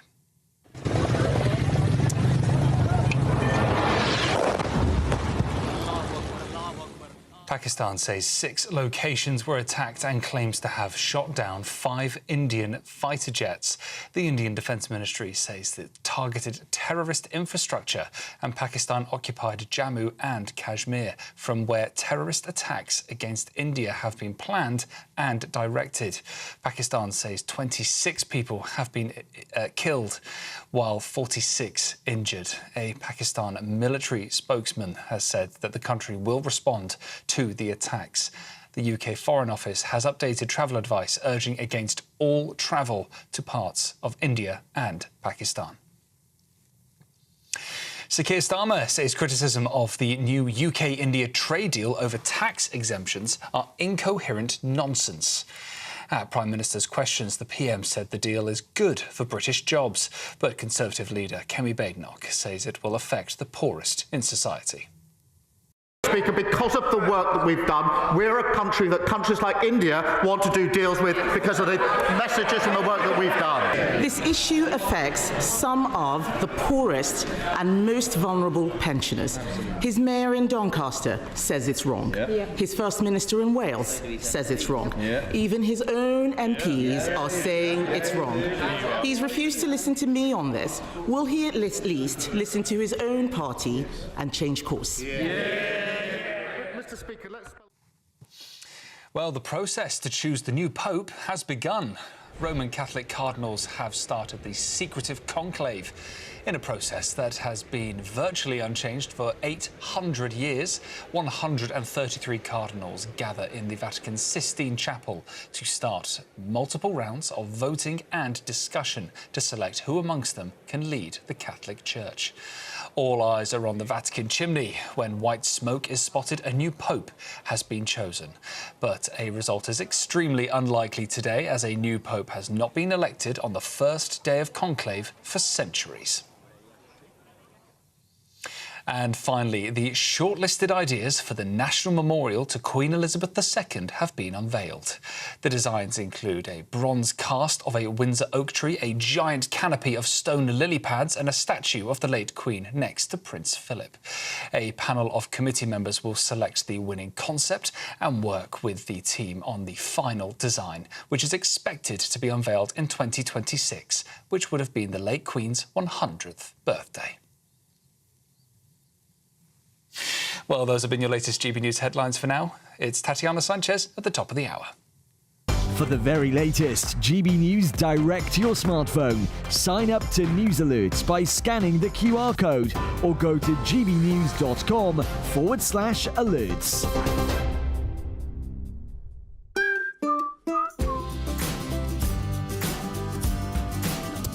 My Claim Group sponsors the GB News Finance Report. And here's a quick snapshot of today's markets. The pound will buy you $1.3366 and €1.1763. The price of gold is at £2,535.70 per ounce, and the FTSE 100's at 8,548 points.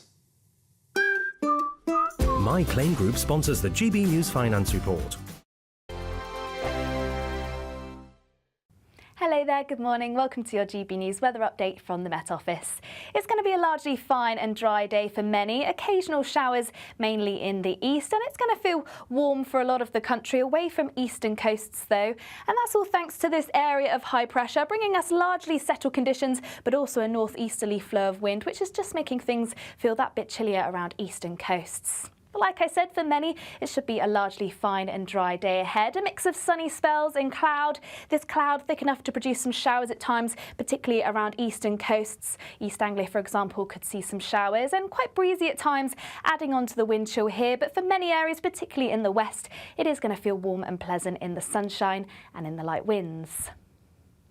To finish off the day across Scotland, once again it should be mostly dry, though we could still see the occasional shower, mainly across the far north of Scotland. But for many areas, a mix of cloud and clear spells, and it should be fairly similar across Northern Ireland, northern parts of England, though once again can't rule out a few showers moving into eastern coasts, and similar across the southeast too, some showers feeding in here. But across Wales and parts of the southwest, a mostly dry end to the day. And for many areas overnight, it should remain dry, but a few more clearer skies, particularly across Scotland, Northern Ireland, so temperatures soon slipping away here, and it's likely we'll see some patchy rural frost through the early hours of the morning, and still some cloud lingering across central and eastern areas once again could produce the odd light shower. But for many areas across the south, staying fairly mild, but a chilly night to come across northern areas. As we head into Thursday, we still have an area of high pressure clinging on, and so once again a largely settled day. Still a chance of some showers, mainly across northern areas, but otherwise a mix of cloud and some sunny spells, and western areas once again feeling the best of the sunshine, highs of around 19 degrees Celsius. That's it from me, bye-bye.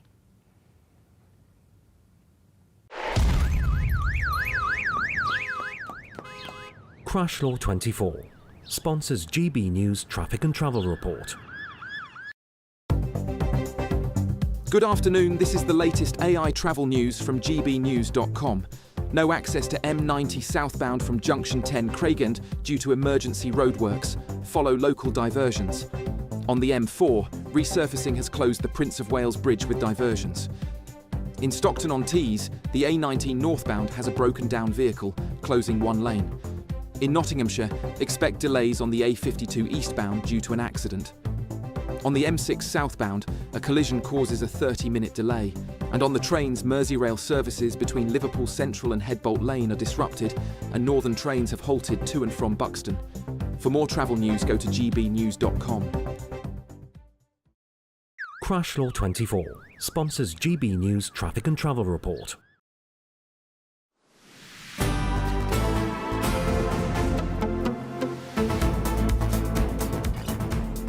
Right, it's 2:40. Welcome back to Good Afternoon Britain. Now, criminals who refuse to attend their sentencing hearings, so don't turn up, could face up to 2 extra years in prison and lose privileges under new reforms being introduced to Parliament today. Well, the bill follows public outrage after several high-profile offenders, including Thomas Cashman, the gunman who killed 9-year-old Olivia Pratt-Corbell, refused to face victims' families in court. Yes, we've seen this a number of times, haven't we? Well, joining us now is bereaved parent and also knife crime campaigner Gaynor Bell. Gaynor, thank you very much indeed. I've just been reminding myself about your story. Your son was murdered back in 2000, wasn't he? And you say that the perpetrator of that crime didn't bother turning up to court on several occasions. Is that right? That's correct, yeah. It was actually parole hearings. He didn't turn up. He was in the next room, but he wouldn't come out. And how did that make you and others feel? Absolutely furious. I never found out why he did it. And, you know, he was trying to get out before his sentence was up many, many times. So I lost count of how many parole hearings I had to go to. But he could read exactly what I was going to say. He could comment. He could have parts taken out if he wanted. He had solicitors. He had rights. I had nothing. I had a statement to read out, which I would have loved to have faced him. I would have loved to. He was so cowardly. What he did, he cowardly stuck a knife in my son's head and in his back. He wasn't in a nightclub, he wasn't into any crime, he was sitting in an office. Why he did it, I don't know to this day, but I would have loved to have faced him and looked at him in the eye. Now, while he was in prison, they have so many privileges, going off the subject, but while he was out on leave, I think he fathered 3 or 4 children. You know, wow. All this is infuriating, and all you want to do is look in that person's eyes and say, why? It's so powerful that how you describe this individual, this murderer, being able to drag you to parole hearing after parole hearing. I mean, this is the guy who should have no rights. This is the guy who should be the one under lock and key, and yet he's able to almost put a sense of power over his victim's family by dragging you through the process again and again. It seems extraordinary that the system that we live under almost forces you to relive that horror time and time again. Well, I've just relived it again just lately. He was supposed to do, the judge actually say, you won't be out for a very long time, if ever. And I was hoping that he wouldn't come out. At then, the tariffs were very low when this happened, and he got 15 years. I think he did about 16 years. Well, he reoffended when he came out, and this was why I had to go to so many parole hearings. But right at the beginning, after about 2 or 3 years, I think it was, the Home Secretary got involved with tariffs and things. So lots of solicitors jumped on the bandwagon, went to criminals and said, we'll do your cases. I had to travel down to London to the High Court and face 4 High Court judges. Wow. And they were going on saying, he's been fantastic, he's done this. And I'm thinking, oh my God, he's going to get out. And the judges were only out a few minutes, and they just came out and said the things he'd actually committed while he was in prison. And they said, no, he's not coming out.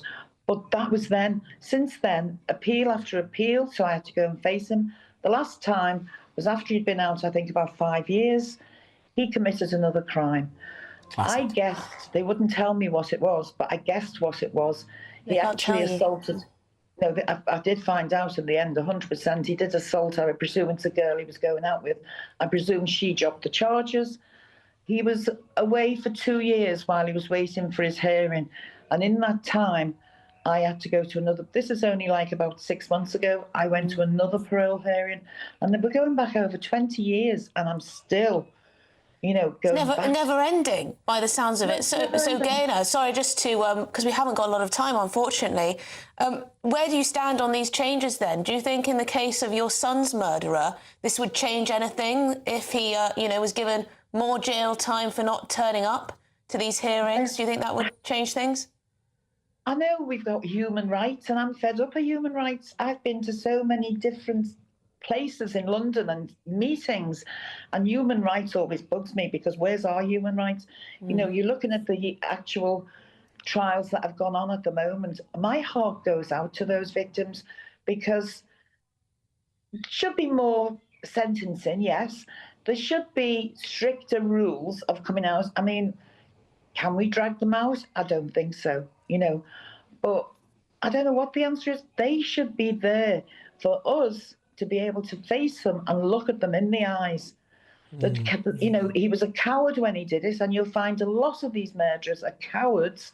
He was a coward when he killed my son, and he's still a coward now. Colin Edel, if you can ever hear this, because his picture was never, ever put in public. But if you can hear this, you are still a coward to this day, because you cannot face me. Well, it's really strong words. Sorry. I'm sure all of our viewers and listeners will just despair at what you've had to go through, and really wish you all the best in the future. Perhaps some of these changes might make a difference. How important it is for... Sorry, I find myself being angry. I feel more angry for what's going on now with these current victims of what they're going through, and it brings back memories to me. Yeah, well, Gaynor Bell, thanks so much for joining us, for sharing your story again, and for all the work that you do around this issue. You're an incredible person, and thanks indeed for joining us. Thank you so much. Parole hearings. Oh, well, OK, if you want to get away from it all, here's the forecast for some of the top European holiday destinations. Ready to soak up that holiday sunshine? Won't we need some cover? No worries. All sorted. All Clear Travel Insurance sponsors GB News Travel Destinations Forecast. An unsettled spell across parts of Europe, particularly across the Alps and southeastern Europe, where they're going to experience heavy showers and thunderstorms over the next few days. An area of low pressure could drag in some showers later across Madeira and Tenerife. Plenty of showers across Portugal and Spain, but it's really across the Alps, southeastern parts of Europe, where these showers are going to be particularly heavy and possibly thundery. Now, it should be largely dry across Greece, and largely dry for all from Sunday, with temperatures in the low 20s, so feeling pleasant in the sunshine. All Clear Travel Insurance sponsors GB News Travel Destinations Forecast.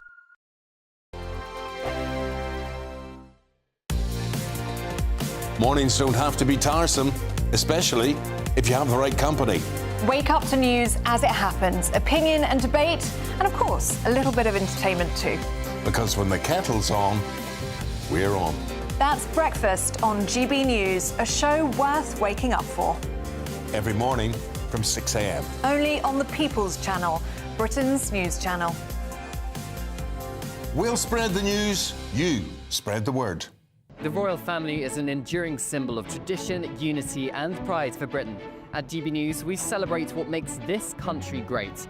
In our new royal newsletter series, you can join me, Cameron Walker, for Inside the Palace, an exclusive look every week that takes you beyond the gates and brings you the very latest from those at the heart of the monarchy. Never miss a royal moment again. Sign up now. Go to gbnews.com/royal newsletter and get the latest straight to your inbox. Exciting news. Every Friday, my Patrick Christie's Tonight Show is going to have a twist to it. We're welcoming some special guests. You. That's right, on Fridays I'm going to be doing my show in front of a live studio audience, because this show is about you and what you have to say. It's going to be the same big debates, same big topics, same big opinions, But every Friday night at 9 p.m, you are invited to come on down to Patrick Christie's Tonight to be a part of the action. Only on GB News, the People's Channel, Britain's news channel. Hi, I'm Michelle Dewberry, and my show is your opportunity to cut through all the noise and dive in headfirst to some robust debates. Ideas clash. Situation, no, isn't it? No, because the failure is you're deliberately avoiding my point. Nothing's held back. And if you think this is the end of it, wait for more. And we do not shy away from the difficult stuff. Sometimes I want to shake people and say, if only you understood. So join me on Dubes & Co. weeknights at 6 p.m, only on GB News, Britain's news channel. No matter the state it's in, this is our nation. Join me, Jacob Rees-Mogg, for a genuine, honest discussion on where we have been, where we are going, and where we are with the people who set the direction. That's State of the Nation every Monday and Tuesday at 8 o'clock, only on GB News, the People's Channel.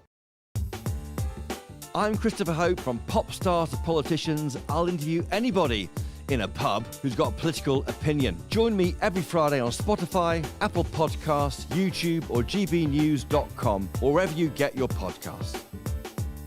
This is GB News, the People's Channel. This is Britain's Newsroom, where your voice matters. It's just astonishing. With expert analysis and honest opinion, we don't just keep you informed. We bring you unique perspectives you won't see anywhere else. Can't argue with any of that. When the news happens, it happens here. On Britain's Newsroom, weekdays from 9:30 a.m. Only on GB News.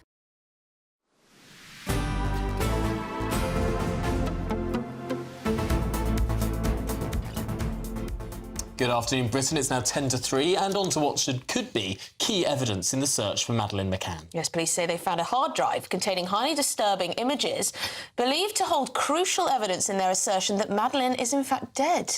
Well, the hard drive was found in an abandoned lair of Christian Brunecker, a German paedophile who has been the prime suspect in her disappearance for years. OK, joining us now is police and crime commentator Danny Shaw. I mean, could this be the crucial evidence we've been waiting for, Danny?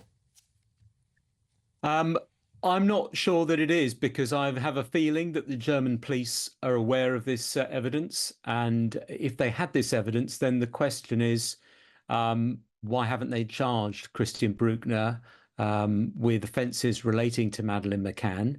And the answer to that would surely be they don't think that evidence necessarily amounts to enough to secure a prosecution and likely conviction.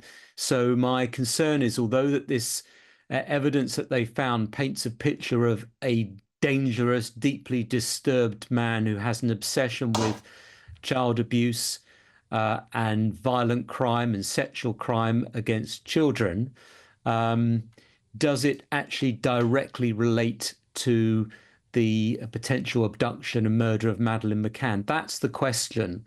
It's, if you like, it's kind of circumstantial evidence. It paints a picture of the background of the man and his sexual interests and his obsessions, but does it relate specifically to Madeleine McCann? I know that there is a document that has apparently been uncovered which lends support to the fact that he was at a particular location when he allegedly made some kind of confession or some comments which could amount to a confession. That's clearly helpful to police in this investigation. But I'm not sure that it would be enough really to get a prosecution over the line for the German authorities. Just very quickly, Danny, what happens next? Well, there's a bit of a race against the clock because Christian Bruckner is in prison in Germany at the moment. He's serving a 7-year sentence for rape. But my understanding is that he's due to be released in September. Now, he was cleared of unrelated sexual offence and rape charges last year. I think that decision is being appealed against. OK, Danny, I'm afraid we've run out of time, but thanks indeed for joining us. And thank you indeed for watching Good Afternoon Britain. But don't go anywhere. Of course, Martin Daubney is up next.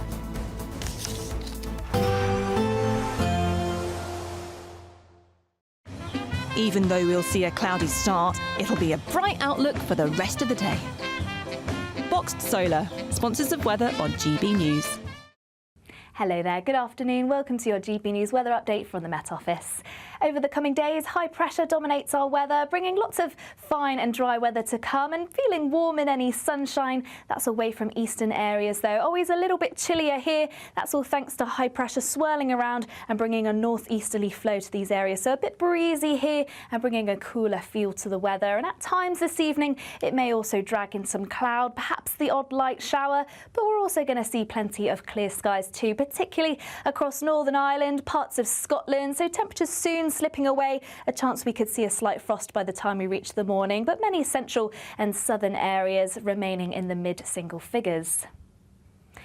So to start off the day then across Scotland as we head into tomorrow, it should be largely dry and brightening up nicely through the course of the morning. Just the risk of the odd shower across the very far north of Scotland. Otherwise it should be mostly dry and fairly similar across Northern Ireland. Dry with a mix of cloud and clearer spells, but just a few more showers clipping into eastern coasts through the course of Thursday morning. And East Anglia too could catch the odd shower. But Wales, parts of the southwest, it should stay mostly dry. And this is pretty much the setup for the rest of the day. Still the risk of the odd shower moving into northern areas in particular, and we'll see a mix of cloud and some brighter spells, perhaps even some sunshine poking through that cloud by the time we reach the afternoon. And similar to what we've seen this afternoon, it is going to feel warm in the sunshine, particularly in the west, but it's really eastern areas where you're going to feel that chill, particularly in the breeze, and it could be quite strong at times across eastern Anglian coasts. Then into the evening, once again, fairly similar conditions, a mix of cloud and clear skies, turning chilly under the clear, prolonged skies too. But as we head towards the weekend, high pressure still dominates, so still lots of dry, fine weather, some sunshine and temperatures improving day by day, reaching into the mid-20s by Sunday. Expect a warm front, moving from the kitchen right through to the rest of the house. Boxed Boilers, sponsors of weather on GB News.